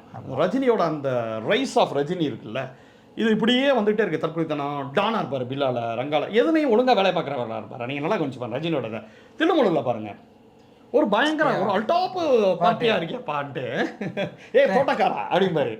அந்த அந்த அந்த நடிப்பு இருக்குல்ல, அந்த அந்த கண் வந்து ஒரு வில்லு மாதிரி அப்படி அப்படி உடஞ்சு அப்படி பார்ப்பாரு அப்படின்னு பார்ப்பாரு. அப்படி டன் டன் டன் அதெல்லாம் கல்ட்டு கிளாசிக்கு. ஏன்னா நீங்கள் காமெடி பண்ண வந்தாலும் ரஜினி வந்து ஒரு தற்கொலை பில்லா ரங்கா என்ன பில்லால மை நேம் இஸ் பில்லா டானுங்க தலைவன் டீயே. நீங்கள் கவனிச்சு பார்க்கணும் ரஜினியோட இமேஜ் எப்படி கட்டமைக்கிறாங்க. வேலை இல்லாத காலகட்டத்தில் விரக்தி மனப்பான்மையில் இருக்கக்கூடிய இளைஞர்கள் இருப்பாங்கல்ல, அவன் எதையுமே பிடிக்க முடியாமல் இருப்பான். ஒரு பக்கம் வேலையும் பிடிக்க முடியாது, இன்னொரு பக்கம் வந்து திருமணமும் பண்ண முடியாது. அந்த இடத்துல அவனுக்கு வந்து ரஜினி வந்து ஒரு பெரிய ஒரு மற்றவங்களாம் புலம்பிக்கிட்டு இருக்கிறப்ப டிஆரோ பாக்யராஜோ புலம்பிக்கிட்டு இருக்கிறப்ப கமல் வந்து நல்லவராக வருவார். கமலை கம்யூனிஸ்ட்னு சொல்லிடுவாங்க ஒரு படத்தில் வறுமை தான். ஆமாம் நான் வந்து இதுக்காக பேசினா கம்யூனிஸ்ட் தான் சொல்லிட்டு போவார். கமல் வந்து அந்த அந்த இதில் இருக்குல்ல புதுமைப்பித்தன் கதையில் கட்டுவாங்கல்ல, ஒரு சாக்கடையில் வந்து ஒரு ஆப்பிள் விடும், அதை எடுத்து கழுவி சாப்பிடுவார். நீங்கள் வருமானத்தில் இவனை ஒத்துக்குவானா ஆடியன்ஸு இதை நக்கலாக வந்து ரஜினி குடிச்சிட்டு இருப்பார். பொருளாதார படத்தில் ஒரு இவன் வருவான், ஏன் சேவ் பண்ணல அப்படின்னு கேட்பாரு. அவன் ஏதோ ஒன்று சொல்லுவான், பணக்கார சேவ் பண்ணலன்னா அது ஸ்டைலுன்னு சொல்லுவான், ஏழை சேவ் பண்ணலன்னா அவன் பொறுப்பு இல்லாதன்னு சொல்லுவான். அப்படிங்கிற மாதிரி இந்த தத்துவங்கள்லாம் பார்த்தீங்கன்னா லைஃபுக்கு பெருசாக பயன்படுமான்னு தெரியாது, ஆனால் எல்லார் லைஃப்லையும் இது இருக்குமா? அதெல்லாம் ரஜினி வந்து தத்துவம் எதையாக பார்த்தாங்க. இந்த சான்ஸ்கிரிட் ஸ்லோகன்லாம் வச்சு சொல்லுவார் 6-60 வரையில், எதா தர்மஸ்ய அதெல்லாம் சொல்லி அதெல்லாம் தலைவன் வந்து சான்ஸ்கிரிட் இதுன்னு சொல்லுவார். ஒரு ஒரு ஒரு மாதிரியான ரஜினியோட இது. அதுக்கப்புறம் பார்த்தீங்கன்னா அவரோட இன்னொரு கதைகள், ரஜினியோட கதைகளில் பணக்காரனை உழைப்பாளர், ரஜினியோட டெம்ப்ளேட் கதை ஒன்று இருக்கும். ரஜினி அந்த வீட்டில் பெரிய அந்த வீட்டுக்கார பையனாக இருப்பார், பணக்காரனோ வேலைக்காரன்லையோ அவரே பெரிய சொத்துக்காரராக இருப்பார். என்ன உழைப்பாளி, ராஜாதி ராஜா, மேலும் பல படங்களில். ஆனால் அந்த சொத்து வந்து காப்பாற்றுறதா ரஜினியோட கதையாக இருக்கும். இப்போ நீங்கள் யோசிச்சு பாருங்கள், நிறையா வேலையெல்லாம் செய்ய ஆரம்பிச்சது அந்த பணையார்களோட கதை. அந்த உற்பத்தி முறைக்கு ஏற்ற மாதிரி ரஜினி ஹீரோயிசம் பண்ணியிருப்பார். ஒரு காலகட்டத்தில் இது திராவிட அரசுகளோட சாதனைகளில் இது பண்ணுறதுனாலையும் நிறைய பேர் வந்து பணக்காரங்களாக மாறுறப்ப அந்த சொத்தை வந்து காப்பாற்றுறது இருக்குல்ல. ரஜினி படத்தில் பார்த்தீங்கன்னா முதலாளி நல்லவராக இருப்பார், கீழே வேலை செய்கிற ஆள் இருப்பாங்கல்ல அவங்க வந்து முதலாளியை ஏமாற்றி போட்டு தள்ளுற ஆளாக இருப்பாங்க. ரஜினி முதலாளி பையனாக இருப்பார் ராஜாதி ராஜாவில். பணக்காரன்லேயும் அதே மாதிரி கதை தான். அங்கே இருக்கக்கூடிய மேனேஜர்ஸ் மோசமானவங்களாக இருப்பாங்க, இல்லை அங்கே இருக்கக்கூடிய அடியாட்கள் வேலை செய்கிறவங்க, இவர் மேனேஜர் அந்த இடத்துல போய் உட்கார கடைசியில் பார்த்தா அவங்க அப்பாவோட இதுதான். ஸோ சொத்தை காப்பாற்றுறது தான் ரஜினியோட கதை. நீங்கள் நல்லா கவனிச்சு பாருங்கள், முத்து சொத்தை காப்பாற்றுற கதை தான். படையப்பாலேருந்து அருணாச்சலேருந்து படையப்பால பார்த்தீங்கன்னா ரியல் வில்லன் வந்து சிவாஜி தான். நீங்கள் எல்லாம் கவனிச்சு பார்த்தீங்கன்னா தம்பிக்கு ஒரு சொத்தை கொடுத்துட்டு போயிருக்கலாம், கொஞ்சம் பாதி பிடிச்சி கொடுத்துருப்பாரு. ஆமாடா நீ கூத்தியாளுக்கு பிறந்த விடான்னு சொல்லி அப்படி இது பண்ணிட்டு கிராண்ட் சொத்தை மறைச்சிருப்பார். ஒருத்தர் எழுதிருந்தாங்க, டே இதில் உண்மையான வில்லன் வந்து சிவாஜி தான். அப்புறமா தான் அந்த சொத்தை வளர்த்து எடுக்கிறது இருக்குது பார்த்தீங்களா. ரஜினியோட கதைகள் ஃபுல்லாகவே இந்த பணக்காரர்களோட சொத்தை காப்பாற்றக்கூடிய ஒரு கதைகளாக இருக்கார். அதனால தான் ரஜினி வந்து முதலாளிகளுக்கு சின்சியரான ஹீரோவாகவும், தொழிலாளிகளை சுரண்டி பெரிய மாஸ் ஹீரோ ஆகி பிளாக் டிக்கெட்டில் வாங்கி வின் பண்ண ஹீரோக்கள் ரஜினி தான் நம்பர் 1. நான் சொல்லக்கூடிய உற்பத்தி முறைக்கு ஏற்ற மாதிரி நடிச்சிருப்பாரு. அதோட நீங்கள் நல்லா கவனிச்சு பார்த்தீங்கன்னா படையப்பாக அப்புறம் ரஜினிக்கு வந்து பாபாவில் தோல்வி வருது. அது அப்படியே நீங்கள் பார்த்தீங்கன்னா மாடர்ன் ஏராவுக்கு மாறுறாரு. கம்ப்யூட்டர் ஏராலாம் வந்த பிறகு ரஜினி வந்து சைக்கார்டிஸ்டாக மாறுறாரு, எந்திரனில் சயின்டிஸ்டாக மாறுறாரு, இது சாஃப்ட்வேர் இன்ஜினியராக மாறுறாரு. சிவாஜியில் ஆர்கிடெக்ட், ஆமாம் எந்திரனில் நம்ம சிவாஜியில் ஆர்கிடெக்ட், எந்திரனில் சயின்டிஸ்ட்டு. ரஜினி நீங்கள் வளர்ச்சி நீங்கள் கவனித்து பார்த்தீங்கன்னா தெரியும், அவர் வந்து எந்த உற்பத்தி முறை இருக்கோ ஒரு சமூகத்தை வந்து அப்படியே பிரதிபலிக்கிற மாதிரி ஒரு பெரிய மாசம் இது பண்ணுற மாதிரி அவரோட கதையை செலெக்ஷன்லேயே அப்படி இருக்கும். அந்த மாதிரி இயக்குனராக சூஸ் பண்ணுவார். தலித் சினிமாவுக்கு ஒரு மார்க்கெட் வந்தோடனே தலைவன் என்ன பண்ணுறாப்புனா, இந்த பக்கம் கார்த்திக் சுப்ராஜா பாராட்டுறா கூப்பிட்டு ரஞ்சித்துக்கு வாய்ப்பு கொடுக்குறாரு. அந்த ஒரு அரசியல் இமேஜ்லேருந்து நீங்கள் ரஜினியோட சினிமா கால்குலேஷன்ஸ்லாம் பயங்கரமாக இருக்கும். அந்த எந்த ஒரு ஹீரோவும் இப்படி வடிவமைச்சிருக்க மாட்டாங்க. ரஜினிக்கு ஈக்குவலண்டா அந்த 80s 90sல ஈக்குவலண்ட்டாக வளர்ந்தவர் விஜயகாந்த். விஜயகாந்தோட கேரக்டர் எப்படி இருக்குன்னா, அந்த இடத்துல போராடக்கூடிய இளைஞனா, ஒரு எளிய மக்களோட இளைஞனா, சொத்தெல்லாம் காப்பாற்ற மாட்டார் விஜயகாந்த். எளிய மக்களோட சென்று போராடாடா அப்படின்னு சொல்லி போடுவார். அதுக்கு ஒரு மாஸ் கூட தான் செஞ்சிச்சு. நீங்கள் நல்லா கவனிச்சு பாருங்க, இந்த சபரி மாதிரி படங்களில் டாக்டராக வருவார். ஒரு விஜயகாந்த் ஃபேன் சொல்லுவார், யோ இப்போ போக்கிரி இது கட்டோட பார்த்துட்டு அந்த சமயத்தில் சபரி வந்துருச்சு. இவெல்லாம் பாருங்க டைட்டில் வைக்கிற பாருங்க, போக்கிரி பொறுக்கின்னுட்டு. விஜயகாந்த் பாருங்க சபரி வந்துருந்துச்சு ஒரு 3 வாரம் கழிச்சு காசு தியேட்டரில். தலைவர் வந்து இதில் டாக்டராக வரா, நீங்கள் வேணா பாருங்கள், அவர் கலெக்டராக வருவார், டாக்டராக வருவார், எலெக்ஷன் கமிஷனராக வருவார். அப்புறம் நான் யோசிச்சு பார்த்தா விஜயகாந்த் கட்டமைச்சிருக்காரு அந்த இமேஜை, ரொம்ப நல்ல ஒரு இமேஜை. அவர் தனிப்பட்ட முறையில் அவர் குடிப்பழக்கலாம். விஜயகாந்த் நீங்கள் கையில் சரக்கு வச்சுருக்கோம் பெரும்பாலும் படங்களை பார்க்க முடியாது. சத்ரியனில் வந்து ஃபேமிலி வந்து பிரிஞ்சிருக்கனால அந்த மாதிரி குடிக்கிற மாதிரி சீன்ஸ் வரும். கதைக்கு தேவைப்படுறப்ப வந்துடும். அப்புறம் வந்து 3 முடிச்சால முட்டாளான கேளு கேளு தம்பி, அம்மன் கோயில் கிடக்காலையில் வரும். ஆனால் விஜயகாந்த் வந்து இந்த எப்படின்னா பேட் பாய் இமேஜை ரஜினி எடுத்தாருன்னா குட் பாய் இமேஜை வந்து விஜயகாந்த் எடுக்கிறாரு. இதில் இன்டலெக்சுவல் இந்த இதில் இவ்வளோ பிரச்சனையும் நான் வந்து அறிவாளியிடம் காட்டுற இமேஜை கமல் எடுக்கிறாரு. உன்னால் முடியும் தம்பிலேருந்து நீங்கள் பாருங்கள், கமல் எப்போயுமே அறிவாளியாக பேசிகிட்டு இருப்பார். நீங்கள் அது கூட மாசான ஆடியன்ஸ் கொஞ்சம் எரிச்சல் வரும். கமல் வந்து ரொம்ப ஒரு தத்துவமாக பேசுகிறேன், நான் எவ்வளோ பெரிய ஆள் தெரியுமா. இப்போ நீங்கள் உன்னால் முடியும் தம்பியில் அந்த அந்த கள்ளச்சாராயத்தை எதிர்க்கிற ஒரு கேரக்டரில் வருவார் கமல், பாலச்சந்தரோட படம் அது. என்னன்னா ரஜினி ஃபுல்லாக சரக்கடிச்சிட்டு பெரிய பீக்கில் இருந்தப்போ கமல் வந்து கள்ளச்சாரத்துக்கு எதிராக ஒரு படம் இது பண்ணுறாரு. ஆக்சுவலாக இப்படி தான் இருக்குது. ஒரு ஹீரோ வந்து மாஸ்டர் ரீச் ஆகணும்னா அவங்களுக்கு சில ட்ரைட்ஸு சில விஷயங்கள் இருக்கும். அந்த பேட்டர்னை ஃபாலோ பண்ணுற ஹீரோஸ் தான் பெரிய ஹீரோஸை மக்கள் தூக்குவாங்க. இப்போ நீங்கள் சத்யராஜையோ கார்த்தியோ பிரபுவோ இதுக்கு நடிக்க தெரியாதவங்கிறது கிடையாது. அது என்ன மேட்டர்னா அவங்க பொதுவாக ரேண்டமாக ஏதோ பாத்திரத்தை செய்வாங்க. ஆனால் ஆர்கானிக்காக சில ஹீரோஸ் வந்து பெரிய இடத்த போகணுன்னா இப்போ ரஜினி, கமல், விஜயகாந்த், விஜய், அஜித் இவங்கெல்லாம் ரெகுலராக ஒரு விஷயம் இருக்குல்ல, அதை வந்து கெஸ் பண்ணி கதையை சூஸ் பண்ணுவாங்க. இப்போ விஜய் அஜித்தோட சூர்யா திறமையானவர் தானே, விக்ரம் திறமையானவர் தானே, ஏன் அவங்க முதல் இடத்துல வரலாங்கிறதுக்கு உண்டான இதில் ரொம்ப சட்ட சிக்கல்களில் இந்த இமேஜ் மாதிரியான விஷயங்கள் ரொம்ப ரொம்ப ரோல் ப்ளே பண்ணுது.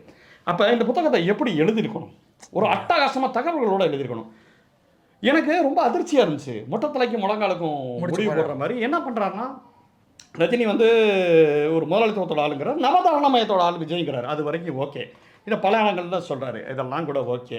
ரஜினியோட இமேஜ்லேருந்து தான் நீங்கள் விஜயோட இமேஜுக்கு நீங்கள் போயிருக்கணும். எம்ஜிஆரோட இமேஜ் எடுத்துகிட்டு ரஜினியோட இமேஜ் எடுத்துகிட்டு விஜயோட இமேஜ் நீங்கள் ரஜினியை லைட்டாக அப்படி தொட்டுட்டு விஜயோட இமேஜ் எடுக்கிறப்ப நீங்கள் அவரோட ஆல்டர் ஈகோவான அஜித்தோட இமேஜை நீங்கள் எடுத்தே இருக்கணும். அஜித்துங்கிற ஒரு வார்த்தை ஒரு இடத்துல கூட வரல புத்தகத்தில். அது ரொம்ப ஒரு என்ன சொல்கிறதுனா, எப்படி விஜயோட இமேஜ் வந்து ஏறிச்சு அப்படின்னு கேட்டிங்கன்னா அஜித் இல்லாமல் ஆமாம், விஜய் வந்து பாய் நெக்ஸ்ட் டோர் இமேஜ், அதை நீங்கள் சொல்லணும். அப்புறம் என்னன்னா ஒரு இடத்துல அவர் சொல்கிறாரு, சில விஷயங்கள் சொல்கிறாரு. ஆனால் அதாவது விஜயோட படங்கள் இருக்குல்ல, அதுக்குண்டான உதாரணங்கள் வந்து தவறாக இருக்குது. இப்போ உதாரணமாக விஜயோட படங்களோட இமேஜை பற்றி அவர் பேசுகிறப்ப அந்த அந்த பழைய விழுமியங்களை காக்கக்கூடிய படங்களாக விஜயோட படங்கள் இருக்குது அப்படின்ட்டு சொல்கிறாரு. இதுக்கு அட்டகாசமாக உதாரணம் சொல்லலாம். ஆனால் இவர் வந்து கரெக்டான படத்தை அந்த இடத்துல உதாரணம் சொல்லலையோன்னு எனக்கு தோணுச்சு.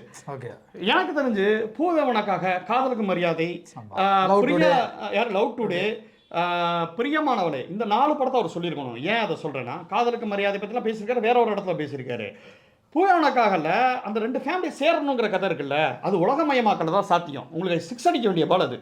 உலகமயமாக்கல்ல தான் லவ்லாம் சாத்தியமாகி ஃபேமிலி சண்டை வந்து ஃபாரினுக்கு போகிற கதைகள். இந்த கதைகள் தெலுங்கில் பயங்கரமாக ஓடக்கூடிய கதை. இப்போ வரைக்கும் அந்திரிக்கை திருடி மாதிரி படங்கள் 2 ஃபேமிலி இணைக்கிற கதைகள் தானே. நம்ம லாஸ்ட்டாக வந்த இந்த சண்டை, இந்த படம் ஒரு படம் சண்டையாக ஏதோ ஒரு படம் வரும், விஷாலோட படம் வரும், அந்திரிக்கை திருடி மாதிரியே ஒரு படம். 4 அத்தைகளையும் குடும்பத்தை சேர்க்குற கதைகள், 2 ஃபேமிலி புரிஞ்சிருக்கும் லவ்னால. இந்த சேர்க்குற கதைகள் வந்து உலகமயமாக்கலுக்கு அப்புறம் தான் சாத்தியமாக இருக்குது. இதை அவர் பேசியிருக்கணும். இது அவர் அப்படி பேசலை.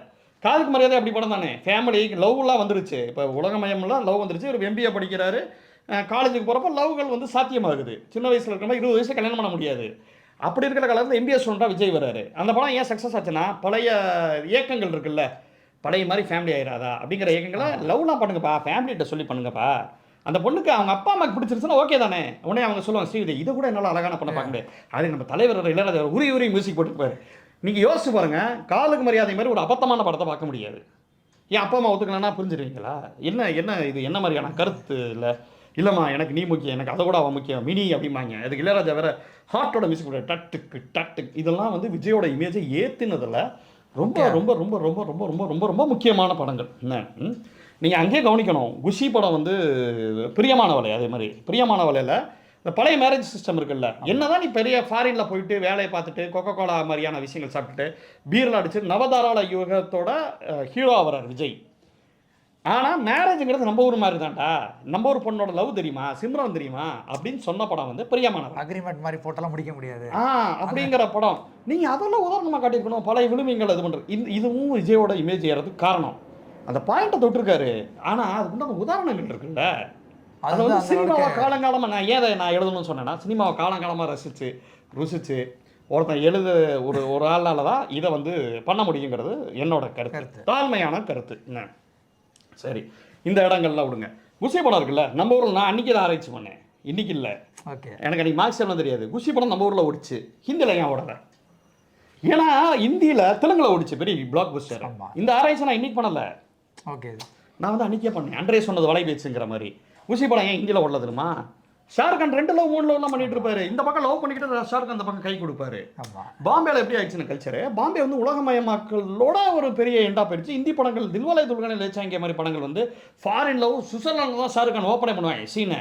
டான் டான் டான் டான் கார் ஓட்டிட்டு போவேன். நீ நீ காபு அந்த அந்த சாங்ல இருக்கல, ரக்பி தான் ஆடுவாப்புல, கபடிலாம் ஆட மாட்டாப்புல. ஷாருக்கான் உலகமயமாக்கலோட ஒரு பெரிய ஹீரோங்க. King Khan, he's king Khan. லவ்னா ரசம் சொட்ட சொட்ட 2 பக்கம் லவ் பண்ணுவாப்புல. கல்யாணம் பண்ண லவ் பண்ணுவாப்புல, இது பண்ண இந்த பக்கம் லவ் பண்ணிட்டு இந்த பக்கம் கை கொடுப்பாப்புல. அது ஒரு ஸ்டில், ஃபேமஸான ஸ்டில். இன்னைக்கு தான் பாய் பெஸ்டி ஷாருக்கான் தான் இந்தியாவோட முதல் பாய் பெஸ்டி. உலகமயமாக்கலோட முதல் ஹீரோ ஷாருக்கான் தான். Vijay it's not Vijay. விஜய் அஜித்தை ஷாருக்கானை இமிடேட் பண்ணாங்க. காதல் மன்னல விஜய் பண்ணது, அஜித் பண்ணது ஃபுல்லாக நிச்சயதார்த்தம் பண்ண கல்யாணம் பண்ணணுங்கிற கான்செப்டை கண்டுபிடிச்சதே ஷாருக்கான் தான் இந்தியாவுக்கு. ஸோ ஷாருக்கான் வந்து கல்ச்சுரல் இந்தியன் கல்ச்சுரல் ஸ்பேஸில் முக்கியமான ஒரு ஆளுமையாக நான் பார்க்குறேன். ஷாருக்கானோட 95லே ஷாருக்கான் படங்கள் முதல்ல வந்து சக்க போட்டு 100 நாளில் ஓடிச்சு தில்வாலே துல்கனே லே ஜாயேங்கேலாம். அன்றைக்கி நான் பள்ளி படிக்கிறப்ப நான் ஷாருக்கான் ஃபேன். நான் அதை நான் இந்த இடத்துல பெருமையோட கர்வத்தோட நான் சொல்லிக்கொள்கிறேன். ஏன்னா அவர் ஹிந்திலாம் பேச நம்மளால் அட்ராக்ட் பண்ண முடியும். ஷாருக்கானோட இமேஜ் இருக்குல்ல, அந்த கண்ணாடி தாண்டி அவர் கண் வந்து அப்படி அப்படி அப்படி பேச பிடிக்கும். அந்த அந்த சாங் இருக்குல்ல, ஹோகயா கே துஜ்கோ நஜானே ரேமி அப்படின்னு ஒரு இது வரும், தில் கோ பியார் ஹோகயா. அதில் வந்து பார்த்தீங்கன்னா அப்படி நடிச்சிருப்பாப்புல தலைவன். உலகமயமாக்கலோட எக்ஸாக்ட் ப்ராடக்ட் வந்து ஷாருக்கான், நாட் விஜய். ஏன்னா விஜய் படங்களில் சில படங்களில் இருக்குது உலகமயமாக்கலோட தாக்கம் இருக்குது. பத்ரி அவர் சொல்லவே இல்லை. கிங் ஆஃப் சென்னை கூட வரும் படைகளை படை கோகோ கோலா விளம்பரத்துக்கு வருவார். அந்த சமயத்தில் கொக்கடிடா ரப்படிடா கனா உள்ள கலாய் கலா அந்த பாட்டில் அவர் பார்க்கல போல. இவர் என்னன்னா நீங்கள் விஜய் ரசிகராகவும் இல்லை, அதாவது வடிவேலு சொல்லுவான்ல, மாமா நான் இது மாமியார் நாகமாமேல சத்தியமா யோ அம்மாயா அப்படிமா, ஓ அம்மாவா சத்தியம் கூட தப்பா சொல்கிறது, அந்த மாதிரி இருந்துச்சு அவரோட இது. எதுக்கு சொல்கிறேன்னா, விஜய் வந்து கொக்கோ கோலா விளம்பரங்களுக்கும் வந்திருக்காரு, பெப்சி விளம்பரங்களுக்கும் வந்திருக்காரு. மாதவனோட ஏதோ ஒரு இதில் வருவார் நினைக்கிறேன். கொக்கோ கோலா விளம்பரம் கண்டிப்பாக வந்திருக்காரு. அந்த அப்போ ரித்திக் எடுத்திருப்பாங்க. விஜய் வந்து அந்த ரவுண்ட் ஹேட் போட்டு பத்ரி வந்த சமயத்தில் அப்படி கோக்கு வச்சுட்டு கோக்கோட இதில் தான் கிங் ஆஃப் சென்னை கூட வரும் பாடலில் பாருங்கள். ஏன்னா விஜய் வந்து ஒரு அஜித் ஃபேனாக எனக்கு வந்து வரிக்கு வரி ஃப்ரேமுக்கு ஃப்ரேம் விஜய் தெரியும். ஆமாம் ஆமாம் தெரியும். என்னடா விஜய்க்கு டான்ஸ் ஆட வரும், நம்மளுக்கு டான்ஸ் ஆட வர மாட்டேங்குது, இல்லைனா அது லேடிஸ்க்கு அப்படி இப்படிலாம் யோசிப்பாங்கல்ல. அந்த ஒரு வன்மத்துலேருந்து பார்க்குறது நல்லா இருந்துடக்கூடாதுன்னு சொல்லி தேட்டருக்கு போவாங்கல்ல, அந்த குரூப்புகள்லாம் ஒரு காலகட்டத்தில் இருந்திருக்கேன். அதையும் நம்ம சொல்லணும்ல, அந்த நம்மளோட வரலாறையும். அவர் அஜித் போட்டு எல்லாரும் போட்டு அடித்து தூக்கி தம்சம்லாம் பண்ணுவார். ஆனால் சில ஏரியாவில் விஜயோட ஸ்கோரிங் வந்து நல்லாவே இருக்கும். அசால்ட்டாக நடந்து வருவார், ஜாலியாக வந்து கிண்டல் பண்ணிவிட்டு. ஒரு காலேஜ் பையன், ஒரு லோக்கல் பாய் மாதிரி பத்ரியில் வருவார், பேட்ரி அப்படின்னு சொல்லிட்டு சும்மா ஒரு டுபாக்கு ஒரு பையனாக வருவார். அந்த தற்கொலை இமேஜ் தான் விஜய்க்கு. நீங்கள் நல்லா கவனிச்சு பார்த்தீங்கன்னா தெரியும். ஒரு தங்கச்சி பாடலாம் இருக்குது, ரத்தத்தின் ரத்தமே அன்பு உடன்பிறப்பே வேலாயத்துலாம் இருக்குது. ஆனால் இங்கே அஜித்துக்குமே இருக்கே அந்த தங்கச்சி பார்த்து பரமசிவனில் இருக்குது. வேளாளத்தில் தங்கச்சி சென்டிமெண்ட்டே படம் பண்ணார். அஜித் வந்து லிட்டரலாக 2011 அப்புறம் அஜித் பண்ண படங்கள் தான் என்னது, வேரமில் வந்து தம்பிகளை காப்பாற்றுவார், ப்ளஸ் அந்த காதலியோட ஃபேமிலியை காப்பாற்றுவார். வேதாளம்ல ஒன்று விட்ட தங்கச்சியா தெரியாத தங்கச்சியை காப்பாற்றுவார். ஏயா தங்கச்சி ஃபீல் பண்ணுற, உனக்கு தங்கச்சியே இல்லையா, உன் தங்கச்சியை ஃபீல் பண்ணியா, அந்த தங்கச்சி இல்லைங்கிறது வேற விஷயம். வேதாளம்ல அப்படி ஒன்று சொல்லுவார் தெரியுமா, சூரிய சொல்லுவார்ல. இதில் பொண்ணை காப்பாற்றுவார், வழி மேலே தம்பியை காப்பாற்றுவார். சிறுத்தை சிவா படங்கள் என்னங்க ஃபேமிலியை காப்பாற்றுறதாங்க சிறுத்தை சிவாவோட இது ட்ரேட்மார்க். அப்போ இந்த இதான் ஒரு இமேஜுக்கு உண்டான ஒரு விஷயம். ஆனால் அஜித் வேளாண்லாம் தங்கச்சி இருக்குல்ல, அதுவும் வந்து தெரியாத தங்கச்சி மேலே அவ்வளோ சென்டிமெண்ட்டாக இருக்கிறது இருக்குல்ல. ஆனால் விஜயோட தங்கச்சி சென்டிமெண்ட் எப்படி தெரியுமா இருக்கும், ஜாலியாக இருக்கும். இந்த சென்ஸ் தங்கச்சி சென்டிமெண்ட்லாம் இருக்குது. திருப்பாச்சியில் இருக்குது, வேலாயுதத்தில் இருக்குது. ஆனால் திருப்பாச்சி வேலாயுதம் இப்போ பேசவே மாட்டோம் நம்ம. ஏன்னா அது வந்து விஜயோட நவீன காலகட்ட இளைஞரா விஜய் எது நம்ம காட்டுது, கில்லியில் அதில் காட்டுறாங்க தங்கச்சி. இன்னைக்கு இருக்கக்கூடிய அண்ணன் தங்கச்சி உறவா அன்னைக்கு அவர் காட்டியிருப்பாரு. தங்கச்சி அண்ணன் ஐயப்பா தங்கச்சி ஏமாற்றி விட்டுட்டு ஐஸ்வர்யா ராய் வந்திருக்காங்களாம், சச்சின் வந்திருக்காங்களாம், மற்றும் உறவினர்கள்லாம் வந்திருக்காங்களாம் அப்படின்னு என்னங்க சொல்கிறேன்னு சொல்லிட்டு போயிடும். ஏண்டி அட்டக்கறி மாதிரி வந்திருக்கா, அந்த இமேஜ் இருக்குல்ல, தங்கச்சி என்னடின்னு சொல்லி அடிக்கிற இமேஜ் இருக்குல்ல, அந்த இமேஜ் தான் நவீன காலகட்ட இளைஞர்கள்ட்ட இன்றைக்குமே கில்லி ஓடுறதுக்கு காரணம் தான். இன்றைக்கி திருப்பாச்சி சிவகாசி பாருங்கள், இதுவாக இருக்காது. சிவகாசியில் ஒரு இடம் வரும், அதையும் விட்டார். சிவகாசிலையும் அந்த ஃபேமிலி இருக்குல்ல, சிவகாசி வெயில் ஒரே கதை தாங்கிறத நான் இந்த கட்டுரை படிக்கிறவங்க இருந்தேன். ஆமாம், சிவகாசி வெயில் ஒரே கதை. வெயில்லையா ஒரு அவமானப்பட்டு ஊரை விட்டு போயிடுவார், தம்பியை பார்க்க வருவார். சிவகாசியில் அண்ணனை பார்க்க வருவார். ஃபேமிலியோட சேர்றது தான் வெயில்லையும் கதை, சிவகாசிலையும் கதை. மாசா பண்ணா சிவகாசி, இதுவா பண்ணா அசின் வந்து குடும்பத்தை உணர்த்துறாங்கல்ல, ஆமா. அதுதான் அந்த கதை. ரெண்டாவது அவர் ஆட்களை பார்க்க மாட்டேங்கிறாரு, அதெல்லாம் நான் ஒத்துக்க மாட்டேன். அதே நேரத்தில் பெண்களை பற்றின விஜயோட இமேஜ் என்னது அப்படின்னு பார்த்தீங்கன்னா ரொம்ப மோசமான இமேஜாக இருக்குது. இது வந்து ஷார்ட்ஸ் இல்லை ஜெட்டி அப்படிம்பாரு. ஆமா. என்ன, அதெல்லாம் அப்படியே ஃபேமஸான full ஆ அப்படியே மண்டையை ஆட்டிட்டு அவர் பேசுகிறப்போ பயங்கரமாக அந்த ரவுடி பயல் அந்த அந்த ஃபேஸ் இருக்கும்ல, நான் பார்த்த வரைக்கும் அந்த திருப்பாச்சி இந்த சிவகாசியில் விஜயோட ஃபேஸ் கட்டையும் தீனால அஜித்தோட ஃபேஸ் கட்டையும் பாருங்கள். நம்ம கல்லூரிகள்லாம் நல்ல ஒரு பணக்கார எடுப்பாங்க, கடைசி பெஞ்சில் உட்காந்துருப்போம், நல்லா சரக்கு அடிச்சுட்டு அப்படி ஜாலியாக ஒரு ஒரு திமிராவே வாத்தியார்கள்லாம் அனுபவம் நான் பார்த்தேன். நான் எங்களோட காலகட்டத்தில் சொல்கிறேன். அப்படியே இருப்பாங்க, அப்படியே பொறுக்கிகளாக இருக்கும். நம்ம தமிழ் ஹீரோஸ் வந்து பொறுக்கித்தனமாக இருந்தால் தான் பெரிய ஹீரோஸாக இருக்க முடியுமா அப்படிங்கிறத விஜயோட இதுவும் அஜித்தோட இமேஜும் அது சொல்லிக்கணும். நீங்கள் நீ இல்லை என்றால் பாட்டெலாம் பாருங்கள், ஈவன் அஜித்தை சேர்த்து தான் சொல்கிறேன், அஜித்தோட தீவிர ஃபேன் இருந்தாலும் சொல்கிறேன். அப்படியே அஜித்தோட கண்ணு இதெல்லாம் பாருங்கள், அப்படியே டே இவன் அப்படியே ஒரு ரவுடி பையனா அந்த படத்தில் ரவுடியாக தான் இருக்காரு. அப்போ விஜயும் அதுக்கு ஈக்குவலாக கவுண்டர் பண்ண வேண்டிய கட்டாயம் இருக்கும். நீங்கள் வந்து சாதாரணமாக கிடையாதுங்க, இவர் ஆக்ஷனாக பண்ணுறாரா, அவர் திருமலையில் அவரும் ஆக்ஷனாக பண்ணுறது இருக்குல்ல, சரக்குன்னு அப்படி அந்த தம் எடுக்கிறதுலாம் இருக்குல்ல, இந்த இமேஜ் தான் மக்கள்கிட்ட வந்து விஜய் கொண்டு போச்சு. பாய் நெக்ஸ்ட் டோருங்கிற இமேஜ் ஒரு லெவல் தான். அப்படி பாய் நெக்ஸ்ட் டோருங்கிற இமேஜ் இந்த லவ் இந்த சென்டிமெண்ட் கொண்டு போனால் பிரசாந்தமே பெரிய ஹீரோ ஆயிருக்கணும்ல. கண்ணுதிரை தோன்ற நாளில் அது ஒரு தங்கச்சி சென்டிமெண்ட், ஆனால் லவ் படம் தான். ஜீன்ஸு பிரசாந்துக்கு இவரை கூட பெரிய மார்க்கெட்லாம் இருந்துச்சு ஓவர்சீஸ்லாம். ஆனால் விஜய் அஜித் வந்து தன்னை மாஸ் ஹீரோஸாக தன்னை வந்து ரவுடி பசங்களா நீங்கள் அந்த காதில் கடுக்கன்னு கையில் கேட்சஸ்லாம் போட்டுருவாரு. தீனால பார்த்துருக்கீங்கல்ல அஜித். இப்போ கூட குட் பேட் ஆக்டில் காட்டுறாங்க அப்படி அப்படின்னு சரக்கும் பாரு. அதுக்கப்புறம் அதே மாதிரியே குத்துல சிம்பு போடுறது, சிம்பு தனுஷ் அதை ஃபாலோ பண்ணாங்க.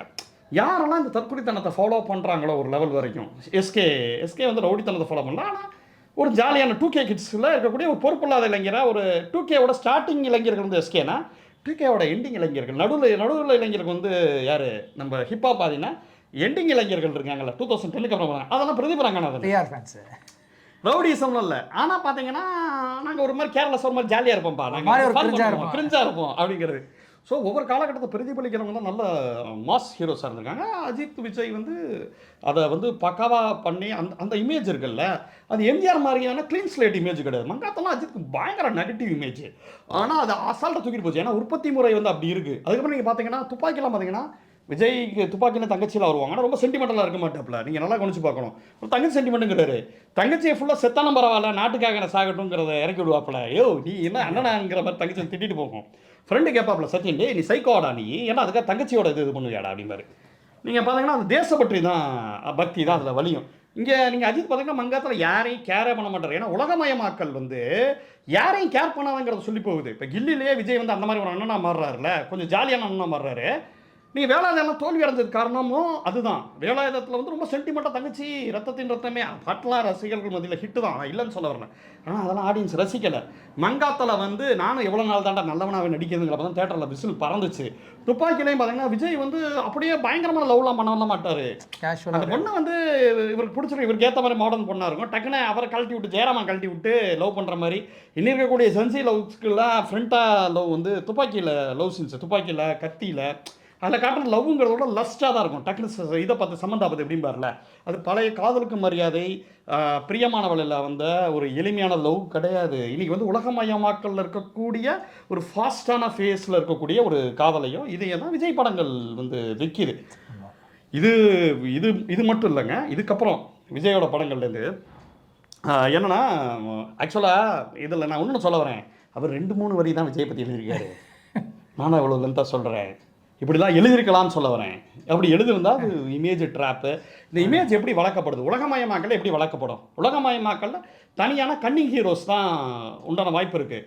ஸோ அதுக்கேற்ற மாதிரியான தனிநபர் வாதத்துக்கு ஏற்ற மாதிரியான இமேஜஸ்லாம் இருக்குல்ல, விஜய் அஜித் 2 பேரும் சேர்ந்து தனிநபர்களே உலகத்தை காக்கும்பா, மெர்சலாக இருக்கட்டும், வீரம் வேதாளம் எல்லாமே தனிநபர் யூசமாக ஹீரோயிசமாக மெயின்டைன் பண்ணுறது இருக்குல்ல, அந்த இமேஜ் தான் வந்து இவங்களுக்கு வந்திருக்கே தவிர இவங்க வந்து ரொம்ப யோக்கிய இமேஜ் கிடையாது. தட் இஸ் நாட் யோக்கியன் இமேஜ். உலகமயமாக்கலுக்கு அப்புறம் அது வந்து வேற ஒரு இமேஜாக அது பரிணமிக்கிறது அப்படிங்கிறத நம்ம புரிஞ்சுக்கணும். சரிதானே? இப்போ எனக்கு இதெல்லாம் கூட மேட்டர் இல்லை. அதாவது மார்க்சியத்தில் என்ன சொல்லுவாங்கன்னா, பொதுவாக வெளியில் இருக்கக்கூடிய விஷயங்கள் இருக்குல்ல, சரௌண்டிங்ஸு, அதை பார்த்துட்டு அதோட சேர்த்து எழுதணும்னு சொல்லுவாங்க. அதெல்லாம் ரைட்டு தான். இவர் என்ன பண்ணுறாரு, 2007 பார்த்திவீரன் எதனால் ஓடிச்சு? பார்த்திவீரன் பாட்டு நல்லா இருக்கும், படமும் ஒரு வித்தியாசமான கதைகளும். அவர் என்ன சொல்கிறாரு, பார்த்திவீரன், மைனா, தமிழ் படம், இந்த மூணும் எதனால ஓடிச்சுன்னா ஹீரோயிசம் வந்து கம்மியாகிட்டு இருந்துச்சா அந்த சமயத்தில்.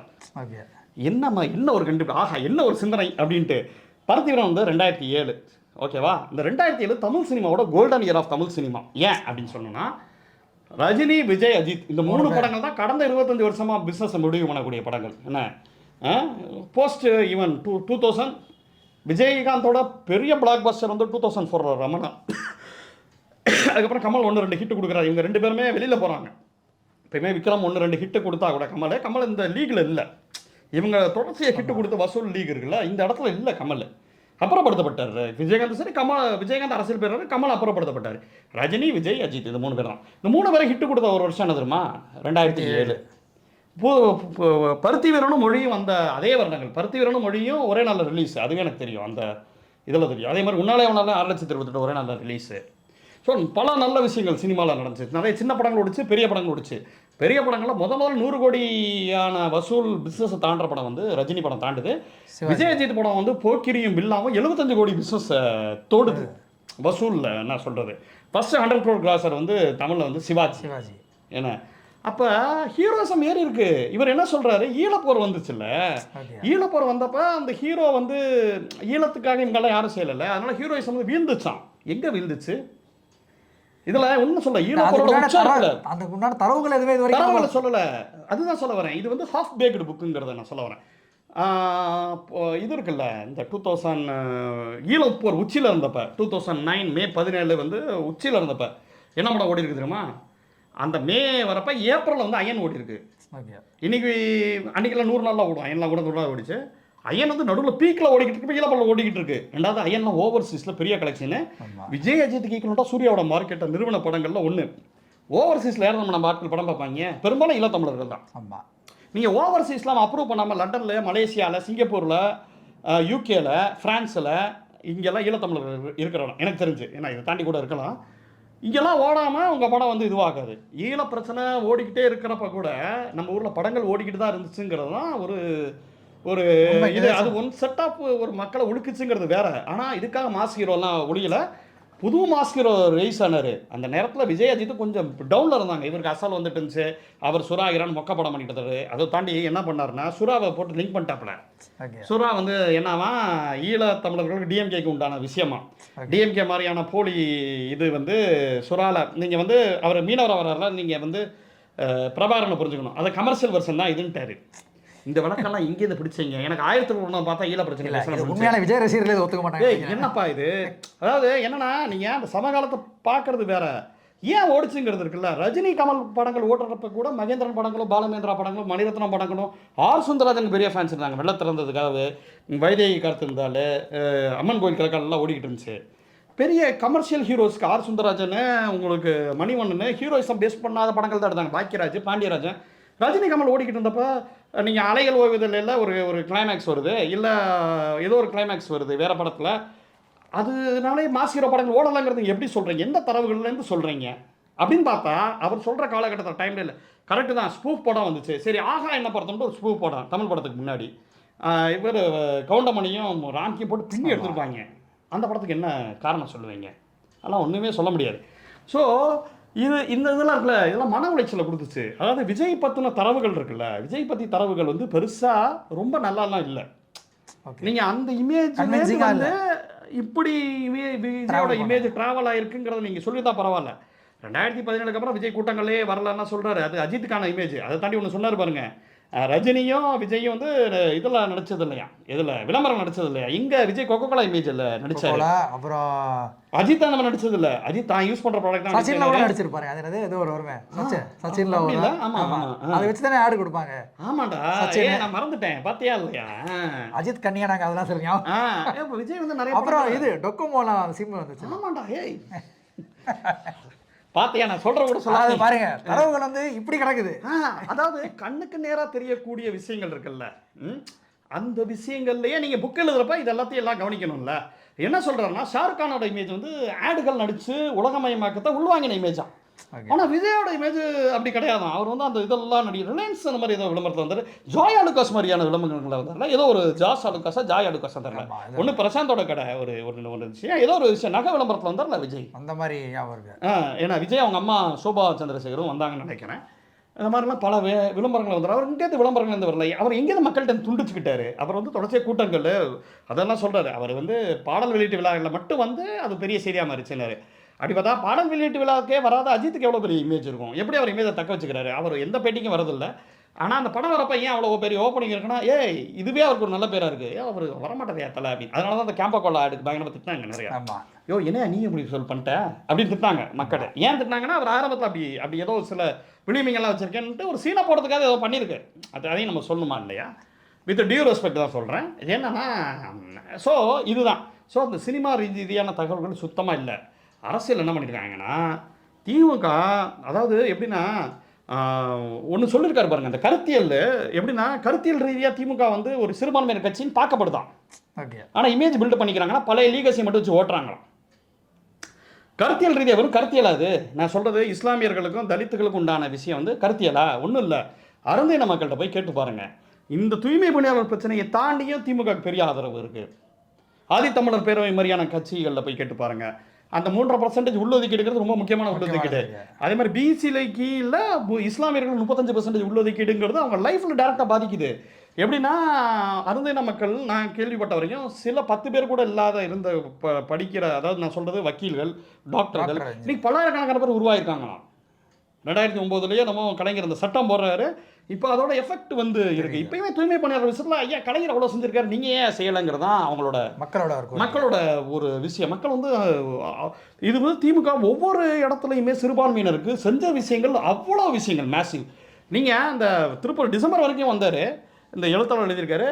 அந்த கிறிஸ்தவர்கள் மேட்டர்கள் அடி வாங்கினப்ப கூட விஜய் ஒன்றும் சொல்லலை. அந்த கிறிஸ்மஸ் நடந்துச்சு நார்த்தில். இஸ்லாமியர்களுக்கு என்ன வந்தார், இது வந்து கருத்தியெல்லாம் இமேஜ். நீங்கள் வச்சிருக்கிறது என்னது இமேஜா?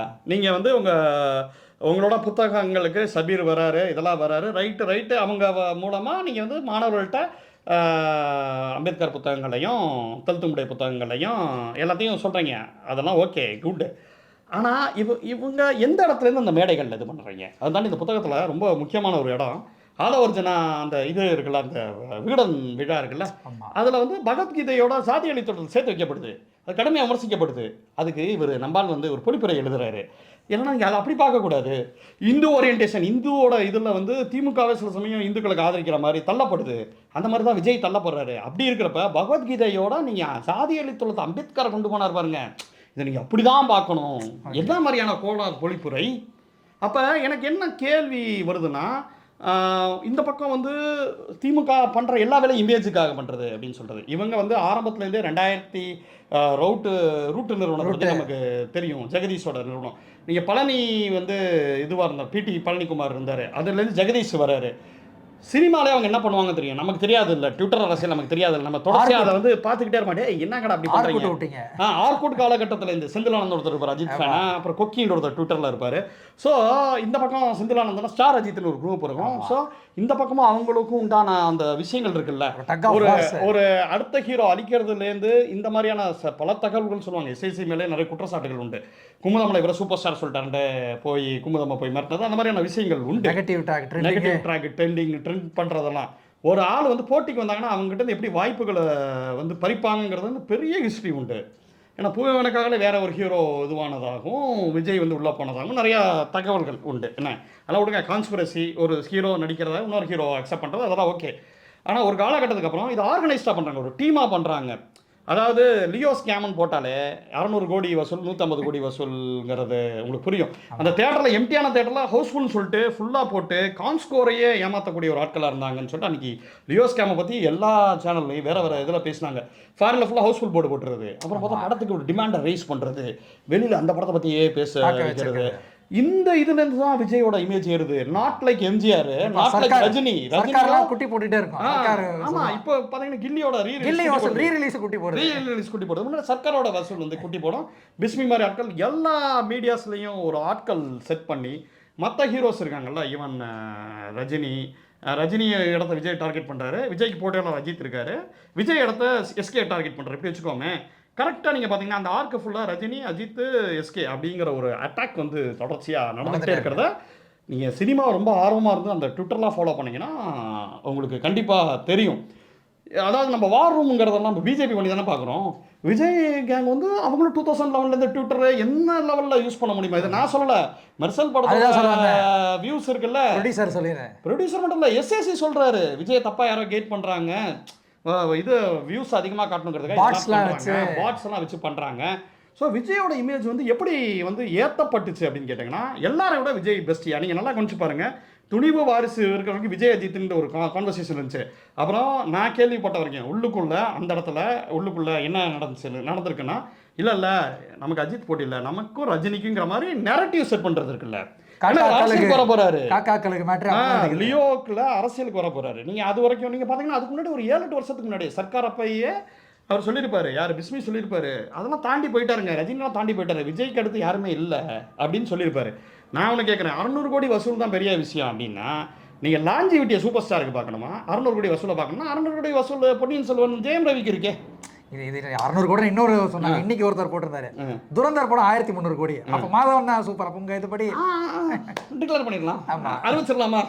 டக்குன்னு சொல்லலாம், புதுப்பேட்டையில் அறிவிச்சிடலாமாப்பா இன்னொரு தொகுதிக்கு அப்படின்ட்டு. அந்த மாதிரி வசூலில் மேட்டர் கிடையாது.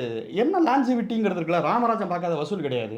அந்த தருணத்தில் பார்த்தீங்கன்னா ரஜினி தாண்டி கூட போயிருக்காங்க ராமராஜன் கரகாட்டக்காரன் வசூல், அது மேட்டர் கிடையாது.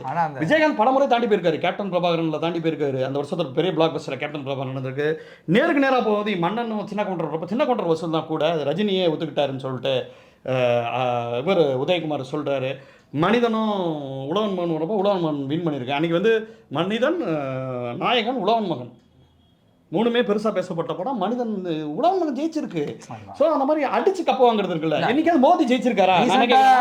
விஸ்வாசம் பேட்டை சொல்றேன், பேட்டை ஓவர்சீஸ்ல பேட்டை. நீங்க லோக்கல் கிரவுண்ட்ல ரஜினி படத்தை நேரடியா மோதி நீங்க உங்க வசூல் காமிச்சீங்கன்னா நீங்க சூப்பர் ஸ்டார் நாங்க ஒத்துக்கிறோம். கேரியர்ல கூட நீங்க உச்சம் கிடையாது, ஆனா நீங்க மிச்சமும் கிடையாது, நீங்க ஒரு பெரிய இடத்துல இருக்கீங்க. புக்கோட டைட்டிலுக்கே வரும், பராசக்தி வருதுன்னா என்னமா பயந்து இது பண்ணாங்க. அது வரக்கூட எஸ்கேனா கண்ணை கொடுத்துட்டான் முதுகுல குத்திட்டானேன்றதுக்கு. ஏன் ஏன் ஏன் ஏன் சச்சின் அப்பா உங்களுக்கு ஞாபகம் இருக்கா? சச்சின் சந்திரபாபு வந்தப்ப என்ன எனக்கு சச்சின் ரொம்ப பிடிச்சது. 4 தடவை தேட்டரில் பார்த்தேன். இருந்தாலும் அது எஸ்ஏசி வம்படிக்கா இருக்குனாரு. எனக்கு சந்திரபாபு பிடிக்கலாம், ஆனஸ்டாக சொல்றேன். எனக்கு சச்சின் தான் தேட்டரில் பிடிச்சிருந்துச்சு. ஏன்னா விஜய் வந்து கூல் கையாக இருப்பார். சில சமயம் நம்ம ஆப்போசிட் போல்ஸ் அட்ராக்ஷன் மாதிரி விஜயோட நடிப்பு படங்கள் நானுமே 4 தடவைலாம் பார்த்ததெல்லாம் உண்டு தான். நண்பனில் எனக்கு விஜயோட ஸ்க்ரீன் ப்ரெசன்ஸ் பிடிக்கும், சச்சினில் பிடிக்கும், வசீகராவில் பிடிக்கும். சில படங்கள் நல்லா நடிக்கிறேன். அந்த நடிப்பு இல்லாமல் வந்துட முடியாது, வெறும் மார்க்கெட்டிங் வச்சுலாம் வந்துட முடியாதுங்க. அதையும் நான் சொல்கிறேன். ஆனால் என்னன்னா நீங்கள் கேரியர்லேயே உச்சம் கிடையாது என்ன, அது நீங்களாக உருவாக்கி விட்டது. அப்படி பார்த்தா 600 கோடி பிஸ்னஸ் ஒன்று ஜெயம் ரவி பெரிய ஹீரோ தானே. இன்னும் இப்போ சொல்கிறாங்க இப்போ ரீசெண்ட் டைம்ஸில் ஆக்டர் மாஸ்டர்லேயே அவருக்கு அவ்வளோ சம்பளம் இல்லைன்னு சொல்கிறாங்க. வேறு 250 கோடி சொல்கிறது கேவிஎன், இதெல்லாமே இவர் தான் ஒரு படத்துக்கு தயாரிப்பாளர் சொல்கிறாங்க, சினிமாக்குள்ளே இருக்காங்க. பெரிய பிஸ்னஸ் வந்து ஊதி பெருக்கப்பட்ட பெருங்காயமாக காட்டப்படுது. எம்ஜிஆருக்கு இருக்கிற மாதிரி ரியல் பிஸ்னஸ் கிடையாது. இன்னொன்று என்னென்னா, இந்த காலகட்டத்தில் இந்த பிம்பச்சிறை ஏன் தப்பு நான் சொல்ல வரேன்னா, இன்றைக்கி யாருக்கு தாங்க ஃபேன் பேஸ் இல்லை? கோபி சுதாகர் ஃபேன் பேஸ் இருக்குல்ல, நான் சும்மா நான் கேட்குறேன்.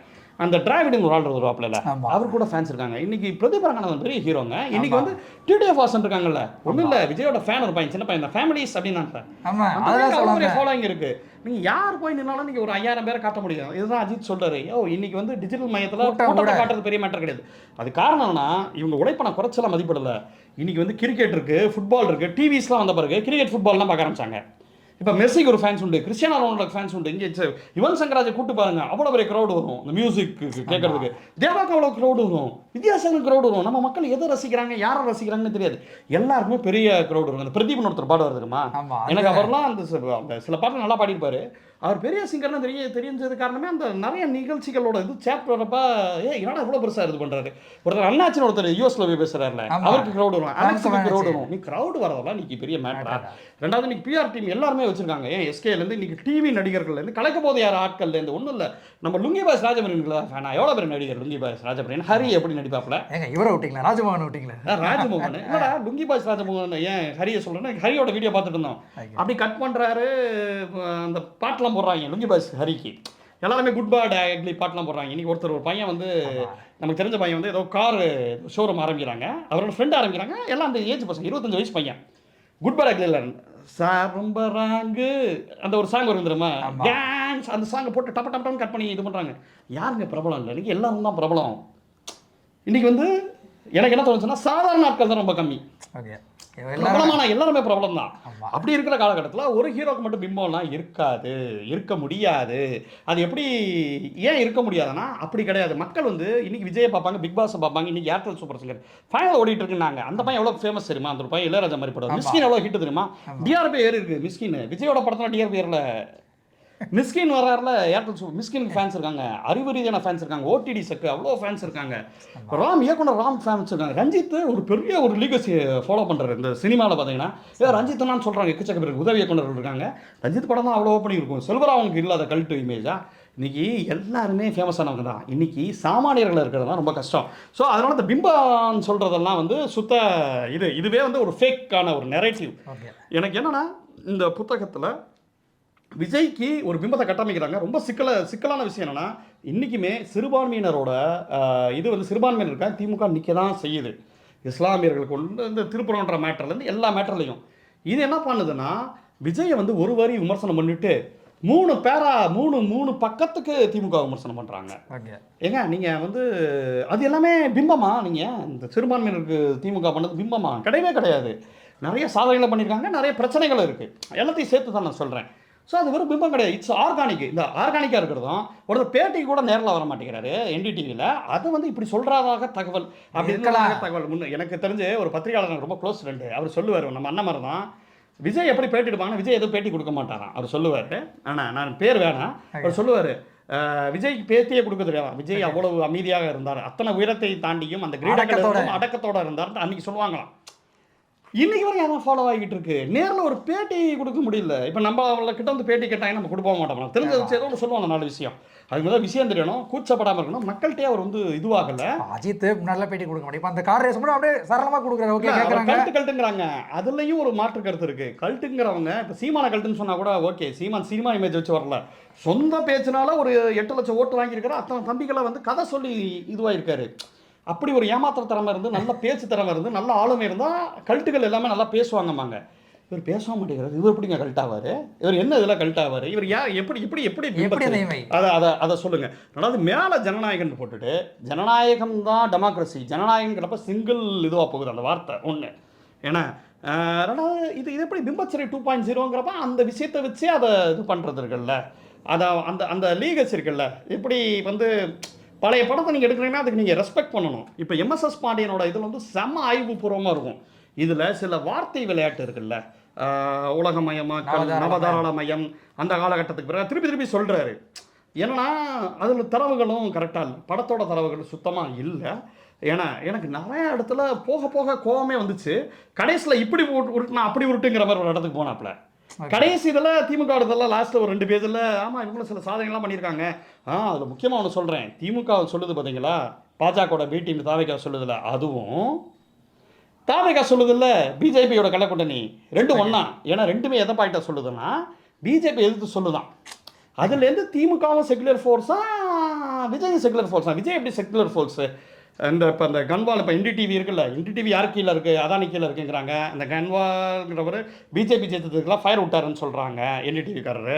அப்புறம் வந்து ஷபீர் என்ன பேசினார், இவங்களோட பிஜேபியோட கனெக்ட்ஸ் எல்லாம் இருக்குல்ல, அந்த இடங்களில் வேற இவங்களே நேரடியாக பாதவர்ஜனை இது பண்ணுறாங்க. சிடி நிர்மல்குமாருங்கிறவர் யார், செங்கோட்டையன்கிறவர் யார், செங்கோட்டையன் இதுக்கு சேர்த்துக்கு முன்னாடி அமித்ஷா பார்த்தாரா இல்லையா, ஐஆர்ஆர் சரண்குமார்ங்கிறது யார், இப்படி பிஜேபி லிங்க்ஸ் வந்து ஃபுல்லாகவே இருக்குது அப்படின்ட்டு வெளியில் இருக்கக்கூடிய பூசணிக்காக நீங்கள் மறைச்சு. இந்த புத்தகம் ஏன் ரொம்ப சிக்கலான புத்தகம்னா, இஸ்லாமியர்கள் அரசியல் நூல்கள், நல்ல முக்கியமான நூல்களை வெளியிடக்கூடிய சிறுமையில் வருது. அதுலேயும் குறிப்பாக இஸ்லாமிய அடையாளத்தோடு இருக்கக்கூடிய எழுத்தாளர்கிட்டேருந்து வருது. நான் அதுக்காக இந்த அடையாளத்தில் இருக்கிறது எழுதக்கூடாதுன்னு சொல்ல வரல, ஆனால் எந்த பக்கம் இருந்து எழுதுறதுங்கிற ஒரு நியாயம் இருக்குல்ல, அப்படி இல்லை. ஆனால் அது சிறுபான்மையினர் இருக்கா? இல்லை. இது யோசிச்சு பாருங்கள். இது பார்த்து இது வந்து ஒரு விஜய்க்கு ஒரு பூஸ்டான ஒரு புத்தகமாகவும், இது பிம்பச்சரில் அடைக்கக்கூடிய புத்தகமாகவும் இருக்குது. நியூஸ் ஈவன்ஸுங்கிற ஒரு அட்டகாசமான விஷயத்தை அவர் சொல்கிறாரு. ஆனால் நியூஸ் ஈவன்ஸில் அவரே ஒரு பங்குதாரராக எழுத்தாளர் இருக்காருங்கிறது தான் ரொம்ப ஒரு கொடுமையான விஷயமா இருக்குது. நான் ஏன் இதை பற்றி பேசுகிறேன்னா, எனக்கு அவரை பற்றி தனிப்பட்ட முறையில் ஒன்றுமே தெரியாது எனக்கு சீரியஸாக. நான் எதாச்சியா நம்ம இதுக்கு வந்து ஒரு லைக் ஒன்று போட்டிருந்தாரு, அதுலேருந்து தான் அவர் டைப் பண்ணுறாங்க. அந்த பிம்பச்சிறை மாதிரி தான் நினச்சி உள்ள வாங்கினதே இந்த புத்தகத்தை பாராட்டணும். டே நம்ம எழுத நினச்சா ஒருத்தர் எழுதியிருக்கானா முக்கியமான ஒர்க்காக இருக்கும்னு சொல்லிட்டு தான் நான் வாங்கினேன். நீங்கள் யாரும் வந்து என்னை தனிப்பட்ட முறையில் அப்படி ஊருக்கு பகை இருக்கும் போல் அப்படின்லாம் இல்லை. ஒன்று செகண்ட் விஷயம் என்னன்னா, சிறுபான்மையினர்களுக்கு இன்றைக்கும் ஓரளவு பேரளவு ஏதும் இருக்கக்கூடிய கட்சி திமுக. அதை தாண்டி நிறைய இடத்துல களத்துலையும் நின்றுருக்கு. நிறையா அவங்களுக்கு ஒரு பெரிய லீகசி இந்த பக்கம் இருக்குது. ஆனால் இதுக்கு வந்து தாவேகாக்கு வந்து அந்த லீகசி சுத்தமாக கிடையாதுங்கிறது தான் கலா யதார்த்தம். இன்னொன்று அந்த நியூஸ் ஈவெண்ட்ஸு அப்படி சொன்னேன்ல, யோசிச்சு பாருங்கள், ஒரு கரூர் சம்பவம் மாதிரி சம்பவங்களுக்கு அப்புறம்னா ஒரு வாரம் தூங்கலை லிட்டரலாக. அதாவது ஹானஸ்டாக தூங்க முடியல. அவரை போய் ஒரு சிறுபான்மையினர் காவலராக ஒரு செக்யுலராக பேசுறதுங்கிறது எனக்கு தெரிஞ்சு, நான் பொதுவாக அந்த மாதிரி வார்த்தைகளாக யூஸ் பண்ண மாட்டேன். எனக்கு தெரியாது, அந்த எழுத்தாளரை பற்றி தெரியாது, அவங்களோட அரசியலை பற்றி தெரியாது. இருந்தாலும் அந்த எழுத்துலேருந்து நான் அது வந்து அணுகிறேன். அயோக்கியத்தனமாக எனக்கு இருக்குது. யோ என்ன 41 பேர் இறந்துருக்காங்க, ஒரு ஆள் ரியாக்ஷனே கொடுக்காம. அதாவது தமிழ்நாட்டில் இருக்க நீங்கள் அந்த நேரத்தில் பார்த்தீங்கன்னா எல்லா ஊருக்கு போனால் அந்த ஒரு பேசு பொருளாக இருந்துச்சு. யோ என்னையா நம்ம ஊரில் சொல்லுவாங்களே, யோ ஒரு துக்க வீட்டாக போய் ஒரு பார்த்துட்டு தலை காட்டிட்டு வந்துருப்பா, என்னதான் ஒரு பகையாக இருந்தாலும் அந்த துக்க வீடுன்றப்போ ஒரு இது இருக்கும், ஒரு அந்த ஒரு ப்ரோட்டோகால் ஃபாலோ பண்ணுவோம். அந்த ஒரு மாண்டு கூட இல்லை அவருக்கு. அதுக்கப்புறம் அவரோட பதிவுகள், இந்த எழுத்தாளரோட பதிவுகள் பார்க்குறப்ப அவர் என்ன சொல்கிறோன்னா, விஜய்க்கு இயல்பாகவே கூட்டம் கூடுது அப்படிங்கிறாரு. அதுக்கு முன்னாடிலாம் எழுதியிருக்காரு, அந்த கூட்டத்தெல்லாம் ஃபயர் விட்டுலாம் எழுதியிருக்காரு, சில விமர்சனங்களோட எழுதியிருக்காரு, எல்லாமே கலந்து கட்டி எழுதியிருக்காரு, அதை வச்சுக்கோ. ஆனால் ரியலாக அந்த கரூர் சம்பவத்தில் போய் லைவ் டேட்டா போய் எடுத்தவங்கள்ட்ட என்ன சொல்கிறாங்கன்னா, அந்த கூட்டத்துக்கு ஆள்லாம் கூட்டம் வந்திருக்காங்கிறதா யதார்த்தம். இவருக்கும் கூட்டம் கூடலை. அதான் இன்னொன்று விஷயம் என்னென்னா, அவர் 6 டிஸ்ட்ரிக்ட் 7 டிஸ்ட்ரிக்ட் இருந்துச்சுன்னா ஒரே ஒரு இடத்துல தான் அவருக்கு கூட்டம் கூடுது. அந்த ஒரு இடத்துல வச்சு 28,000 பேர். நான் என்ன சொல்கிறேன், கரூர் மாதிரி ஊர்களில், கரூர் 4 சட்டமன்ற தொகுதிங்கிறாங்க, ஒரு தொகுதிக்கு 7,000 பேர் தான் விஜயோட ஸ்ட்ரென்த்து. அப்படி தான் அது காட்டுது. 28,000 பேர் வந்திருந்தா கூட அதாண்டி இவங்க கூட்டி தான் வந்தாங்க. விஜயோட பிம்பம் வந்து not equal to MGR. First நம்ம அதை வந்து புரிஞ்சுக்கணும். அதை உடைக்கிறது இருக்குல்ல, எப்பா நீ தனித்தனியாக ஒவ்வொரு ஏரியாவுக்கு வந்து நீ வந்து இல்லை அது கூட்டமே ஏன் லேட் ஆகுதுன்னு சொல்கிறாரு. கூட்டத்தை அந்த இடத்துக்கு கூட்டலை, அந்த கூட்டம் கம்மியாக இருக்குன்னு விஜய் ஃபீல் பண்ணுறது லேட்டாக வராரு, ஏன் லேட்டாக வந்தாருங்கிறதான் கேள்வியே. அப்புறம் வந்து கூட்டம் பயங்கரமாக நிரம்பி விழுது அப்படிலாம் கிடையாது. இன்னொன்று அந்த நியூஸ் ஈவெண்ட்ஸில் கான்ஸ்பிரசி தியரி வந்து கிரியேட் பண்ணி ஃபெலிக்ஸ் மாதிரி ஆட்கள் புதிய தலைமுறையில் கூட ஆமாம் பண்ணாங்க. ஃபெலிக்ஸுக்கு சப்போர்ட்டிவாக இருக்கக்கூடிய, அதாவது கான்ஸ்பிரசி தியரி இது பண்ணுறதுக்கு ஃபெலிக்ஸ் கைது செய்யப்படுறாரு. கைது செய்யப்படுறப்ப வந்து புளியந்தோப்பு மோகன் ஒரு பதிவு போடுறாரு, அதெல்லாம் கூட ஷேர் பண்ணுறாரு இவர். எனக்கு என்ன இப்போ ஃபெலிக்ஸ் வந்து ரட்சகர் அப்படிங்கிறாரு. ஃபெலிக்ஸோட கான்ஸ்பிரசி தியரியெல்லாம் உடன்பாடு இருக்கா, அதை பற்றி ஏதாவது விமர்சன கண்ணோட்டம் அவரோட இதில் இருக்கான்னு பார்த்தா இல்லை, புத்தகத்துலையும் இல்லை.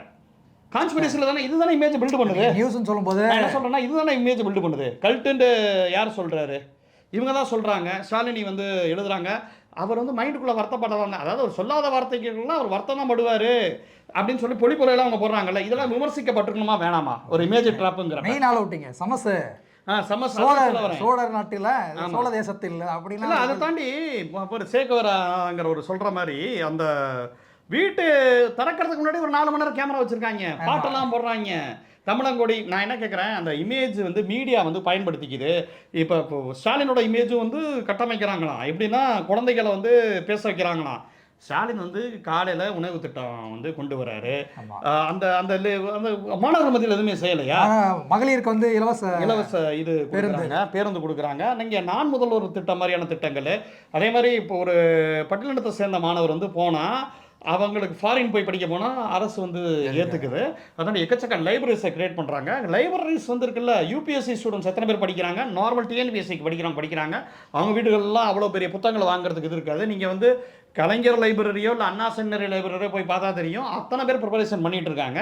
அதை தாண்டி மாணவர்கள் மத்தியில் புதுசாக இலக்கியத்தை இது வளர்க்கறதுக்காக நிறைய ட்ரைனிங்லாம் கொடுக்குறாங்க. கார்கி மாதிரி தோழர்கள்ட்ட தாண்டி ஒவ்வொரு டிஸ்ட்ரிக்ட்லையும் ப்ளே பண்ணி மதுரையில் கூட ஒரு தம்பி சொன்னார், இப்போ அது மாதிரி இடம் இருக்குது படிக்கிறதுக்கு. இல்லை அதுதான் சொல்ல வரேன், கலைஞர் லைப்ரரி அதுதான். அதை தாண்டி அந்த இடத்துக்கெல்லாம் இலக்கியங்களை வளர்க்குறது, புது எழுத்தாளர்கள் வளர்க்குறது, ஷார்ட் ஃபிலிம்களில் மீடியா துறையில் சொல்கிறாரு, மீடியா துறையில் இம்ப்ரூவ் பண்ணணுங்கிறாரு. மீடியா துறையில் எப்படி குறும்படம் போட்டி நடத்துறது, லெனின் மாதிரி ஆட்களை வச்சு பரிசு கொடுக்கறது, இது எல்லாம் வந்து எல்லா ஊர்களையும் மாணவர்களுக்கான விஷயங்கள் நடந்துக்கிட்டே இருக்குது. இலக்கிய ரீதியாக அறிவுத்தளத்தில் எப்படி இந்த மாணவர்களை முன்னேற்றலாம், வெறும் படிப்பு மட்டும் படிப்பு இல்லை, இலக்கிய வாசிப்பை தாண்டி ஒவ்வொரு ஊர்லையும் நீங்கள் பார்த்தீங்கன்னா சிறுவாணி இலக்கிய திருவிழா, வைகை இலக்கிய திருவிழா. அந்த இலக்கிய திருவிழாக்கு நீங்கள் போனீங்கன்னா ஒன்று தெரியும், அது உங்களுக்கான திருவிழா இல்லை, மாணவர்களுக்கான திருவிழா. நான் உள்ளே போய் பார்த்து என்னடா வெளியில் பெரிய விளம்பரம் இல்லைன்னு பார்த்தா மாணவர்கள் ஃபுல்லாக உட்காந்துருக்காங்க, மாணவர்களுக்கான அந்த கருத்தரங்கங்கள்லாம் நடக்குது. நான் இங்கேயே கார்கி தோட 2-3 இடத்துல பார்த்துருக்கேன். ஆமாம், அவர் பேசிக்கிட்டு இருக்காருன்னு சொல்லி உள்ள போனால் அது மாணவர்களான திருவிழா, மாணவர்கள் கேள்வி பதில் அவங்களுக்கு பரிசு, இதெல்லாம் அரசு நடத்துது. ஏதாவது அரசு இதுக்கு முன்னாடி நடத்திருக்கா? இது மாணவர்களுக்கான அக்கறைப்படுற அரசாகவும் இருக்குல்ல, ஒரு ஆங்கிளில் இருக்குல்ல. இவர் போயிட்டு சில விஷயங்களை போய் ஃபாரின்லாம் போய் கற்றுக்கிட்டு வர்றாரு. யார், அன்பில் மகேஷ் மாதிரியான ஆட்கள் என்ன மாதிரியான எஜுகேஷன் சிஸ்டம்லாம் எப்படி இருக்குது, வெளியூர்களில் எப்படி இருக்குது, இதெல்லாம் கற்றுக்கிட்டு வராங்க. ஸோ போகிற போக்கில் இது வந்து இவ்வளோ வேலை செய்கிறாங்க. அதை தாண்டி விமர்சனங்கள் இருக்குது. அது விமர்சனங்கள் இல்லாமல் எந்த ஒரு கட்சியுமே கிடையாது தான். என்ன அது அப்படியே மேலாந்து ஒரு சுயமாக முளைச்சி வந்துட முடியாது. விஜயும் எல்லா படமும் ஹிட்டெல்லாம் கொடுக்கல. என்ன ரஜினியும் கொடுக்க முடியாது, அஜித்தும் முடியாது. சினிமாவில் அப்படி இப்படி கற்றுக்கிட்டு வர மாதிரி ஒரு அரசியல் இயக்கமாகவும் நிறைய தவறுகளையும் நிறைய சரிகளையும் கற்றுக்கிட்டு வருது. இன்னும் சொல்ல போனால் ஒரு அரசு எப்படி நடந்துக்கணுமோ அந்த மாதிரி ஒடுக்குமுறைகளையும் திமுக கையாண்டுருக்குங்கிறதும் உண்மைதான். ஆனால் அதுக்காக ஏப்பா நான் தான் சொல்கிறேன், 70-80 மார்க் வாங்குற பையிலையும் 0 மார்க்கு, லிட்டரலி 0, பேட்டி கூட கொடுக்க மாட்டார். அவரெல்லாம் இமேஜ் பெரிய பெரிய நம்ம பெரியார் பாஷையில் சொல்லணும்னா பெரிய வந்து வெங்காயம்னு சொல்லணும்னா நம்ம வந்து அது பெரிய வெங்காயம் இல்லை. வெங்காயங்கிறது உரிக்க ஒன்றும் இல்லை. இவர் ஒன்றுமே இல்லைப்பா, அது இமேஜை வந்து டெவலப் பண்ணுறாங்க, தயவு செஞ்சு no bro, it's wrong bro அப்படின்ட்டு நம்ம சொல்ல வேண்டிய தேவையும் இருக்குது. ஏன்னா கான்ஸ்பிரசினால தான் விஜயோட இமேஜை தூக்கி வளர்க்கப்படுது. நியூஸ் ஈவெண்ட்ஸ்னால மட்டும் தான் விஜய் வளர்க்கப்படுறாரு. இந்த நியூஸ் இப்போ கூட நியூஸ் ஸ்டூடியோவில் அப்படி தானே இருக்குது. நீங்கள் ஸ்டாலின் வந்து செஞ்சதை நீங்கள் விளம்பரம் பண்ணுறது வேறங்க, அது இமேஜ் கிடையாது. அது வந்து லிட்டரலாக அந்த இடத்துல இருக்குது. அந்த இடத்துல வந்து இன்னும் கொஞ்சம் நல்லா இருக்கலாம் நீங்கள் சொல்கிறதுங்கிறது வேற. ஆனால் இது வந்து எப்படி நீங்கள் பார்ப்பீங்க? இது கொஞ்சம் அயோக்கியத்தனமாக இல்லை இருக்கா இல்லையா? நம்ம இந்த மாதிரி ஹார்ஷான வார்த்தையை நம்ம யூஸ் பண்ண மாட்டோம். ஆமாம், பட் ஆமாம் நம்ம டீல் பண்ண மாட்டோம். ஆனால் அது கண்டென்ட் வந்து பார்த்தா அவ்வளவு சூடு ஏற்றுது. ஏன்னா 2 வரி விஜயை பற்றி இருக்குது. ஆனால் அந்த விஜய்க்கு இந்த இமேஜுக்கு உண்டான காரணமே திமுக தான். திமுகவே இப்படி தான் பில்ட் பண்ணுது. திமுகவே இணைய அரசியலில் இப்படி தான் பண்ணுது. வார் ரூமுக்கெல்லாம் என்னங்க, திமுகவோட வார் ரூம்ல நம்ம சொல்றது என்னன்னா, திமுகவே இருக்கிற இணையத்தில் ரொம்ப சோப்பலாங்கியா இருக்காங்கிறது தான் வெளியில் இருக்கக்கூடிய தோழரோட. அந்த டிஜிட்டல் காலத்தில் ரொம்ப பின்தங்கி இருந்தாங்க, இப்போதான் கொஞ்சம் அப்டேட் ஆகிறாங்க. அப்படிதான் வேணா ஒரு 4-5 சேனல்ஸ் இருக்கலாம். அந்த சேனல்களில் கருத்துக்கள் வருது. விஜய் வந்து ஃபுல்லாகவே ட்விட்டரில் இயங்குறாங்க, விர்ச்சுவல் வாரியர்ஸை இயங்குறாங்க, அப்யூசிவாக பேசுகிறாங்க, என்னெல்லாம் பேசுகிறாங்க நீங்கள் பார்த்தீங்கன்னா தெரியும். அவங்களோட அந்த பக்கங்களில் ட்விட்டரில் இருக்கக்கூடிய ஸ்பேஸ்களில் போய் பாருங்கள், அவ்வளவு அப்யூசிவ் வார்த்தைகள், அத்தனை கெட்ட வார்த்தைகள்லாம் பேசி இது பண்ணுறாங்க. இதுக்கு வந்து ஆர்கனைஸ்டாக நடக்குது இந்த சோகால். இந்த விஷயம் வந்து சோகால் அவங்களுக்கு ஒரு காசு போகிறதுனால இது வந்து ஒரு ஆர்கனைஸ்டாக நடக்குது. அப்போ அப்படி ஒரு தற்கொலைத்தனத்தை ஆர்கனைஸ்டாக வளர்க்குறாங்க. நீங்கள் நார்த்தில் வந்து மதவாதமாக இருக்கலாம், இங்கே ஹீரோயிசத்துக்கு ஒரு வேல்யூ இருக்குது. ஸோ இதுக்கு வந்து ஒரு பின்னாடி இருந்து ஒரு சில விஷயங்கள் செயல்படுதுங்கிற ஒரு ஐயமும் ஒரு சந்தேகமும் இருக்குது. கரெக்டாக அந்த இதை இந்த புத்தகத்தில் வந்திருக்கணும். ஆமாம், அதுதான் வந்திருக்கணும். நீங்கள் பிம்பச்சிறைங்கிறப்ப இங்கே பாருங்கப்பா, ட்விட்டரில் வந்து இப்படி ஒரு குரூப் இது பண்ணுறாங்க. அது எப்படிப்பா சடனாக சொல்லுவாங்க பார்த்துருக்கீங்களா? விஜய் அஜித், இது அஜித் ஃபேன்ஸுக்குமே பொருந்தும். இன்னைக்கு வந்து 6 மணிக்கு வந்து ட்ரெண்ட் பண்ணுறாங்க கைஸ் அப்படிம்பாங்க. ஒரே வார்த்தை அப்படியே யூஸ் பண்ணுவாங்க. ஃபுல்லாக பாக்ஸ் இருக்கும், ஃபுல்லாக ஹேஷ்டேக் ரெடி பண்ணுவாங்க. வேர்ல்டு வைட் ட்ரெண்ட், வேர்ல்டுலேயே விஜய் அஜித்துக்கு தான் போட்டிங்கிற ஒரு இதை வந்து திரும்பி பார்க்க வைப்பாங்க. அவங்க பிஸ்னஸ்க்கான முதல்ல தான் எங்கே தெரியுமா இருக்குது, இந்த இடத்துல இருக்குது. இப்படியே எல்லாரையும் பேச வச்சுக்கிட்டே இருக்கிறப்ப தியேட்டரில் ஒரு ஓப்பனிங் ஆட்டோமேட்டிக்காக வரும். இந்த இளைஞர்கள் வந்து ஃபுல்லாகவே இணையத்தில் இருக்காங்க. அவங்களுக்குலாம் பார்த்தீங்கன்னா விஜய் அஜித் காட் மாதிரி இருப்பாங்க. அவங்க படம் கேவலமாக இருக்குங்கிறது வேற விஷயம். உள்ளுக்குள்ளே போய் முதல்ல வந்து பயங்கரமாக போவாங்க. அது வந்து அவங்களோட டிக்கெட்டோட சந்தை மதிப்பாக ஏற்றுது. லிட்டரலாக 5000 ரூபா டிக்கெட்டுங்கிறாங்க. அதெல்லாம் ஊழலில் வராதா? அந்த ஊழல் ஒழிக்கலாம் மாட்டாரா விஜய்? ஒழிக்க மாட்டாரா? ஏன் இந்த இமேஜ் ஏன்டா பில்டப் பண்ணுறீங்க? ஏன்டா இவ்வளோ பில்டப் பண்ணுறீங்க? ஒரு சாதாரண படம் மாதிரி வரட்டும், ஒரு 7-8 படங்களோட சேர்ந்து வரட்டும். இந்த தலைவன் ஏதோ ஒரு படம் வந்துச்சு, அந்த படம் டிடிடி, இந்த கார்த்தி படம், இந்த படத்தோட 7-8 படங்கள் விஜய் அஜித் படம் வராது. நீங்கள் கவனிச்சு பாருங்க, ஒரே படம் சிங்கிளாக வரும். ஃபெஸ்டிவல் ரிலீஸ் விஜய் படம், குறிப்பாக விஜய் படம் ஃபுல்லாகவே ஃபெஸ்டிவல் ரிலீஸ் தான் டார்கெட் பண்ணுவாங்க. ஆனால் நாங்கள் ஜெயிச்சிட்டு வடிவேல் கப்பை எடுத்துகிட்டு போகிறல, அந்த மாதிரி தான் இருக்குது. நீங்கள் நேரடியாக வரப்போ நீங்கள் நிறையா நேரங்களில் விஜய் படங்களோட மற்ற படங்கள் வரப்போ நீங்கள் விஜய் வந்து யுனானிமஸ் ஹீரோவெல்லாம் யாரும் ஏற்றுக்கல. கைதி வந்தப்போ பிகிலோட கைதி வந்து பெரிய வெற்றி படங்க. அது வந்து கைதி வந்து பெரிய ஸ்டார் ஆக்கிச்சு இவரை.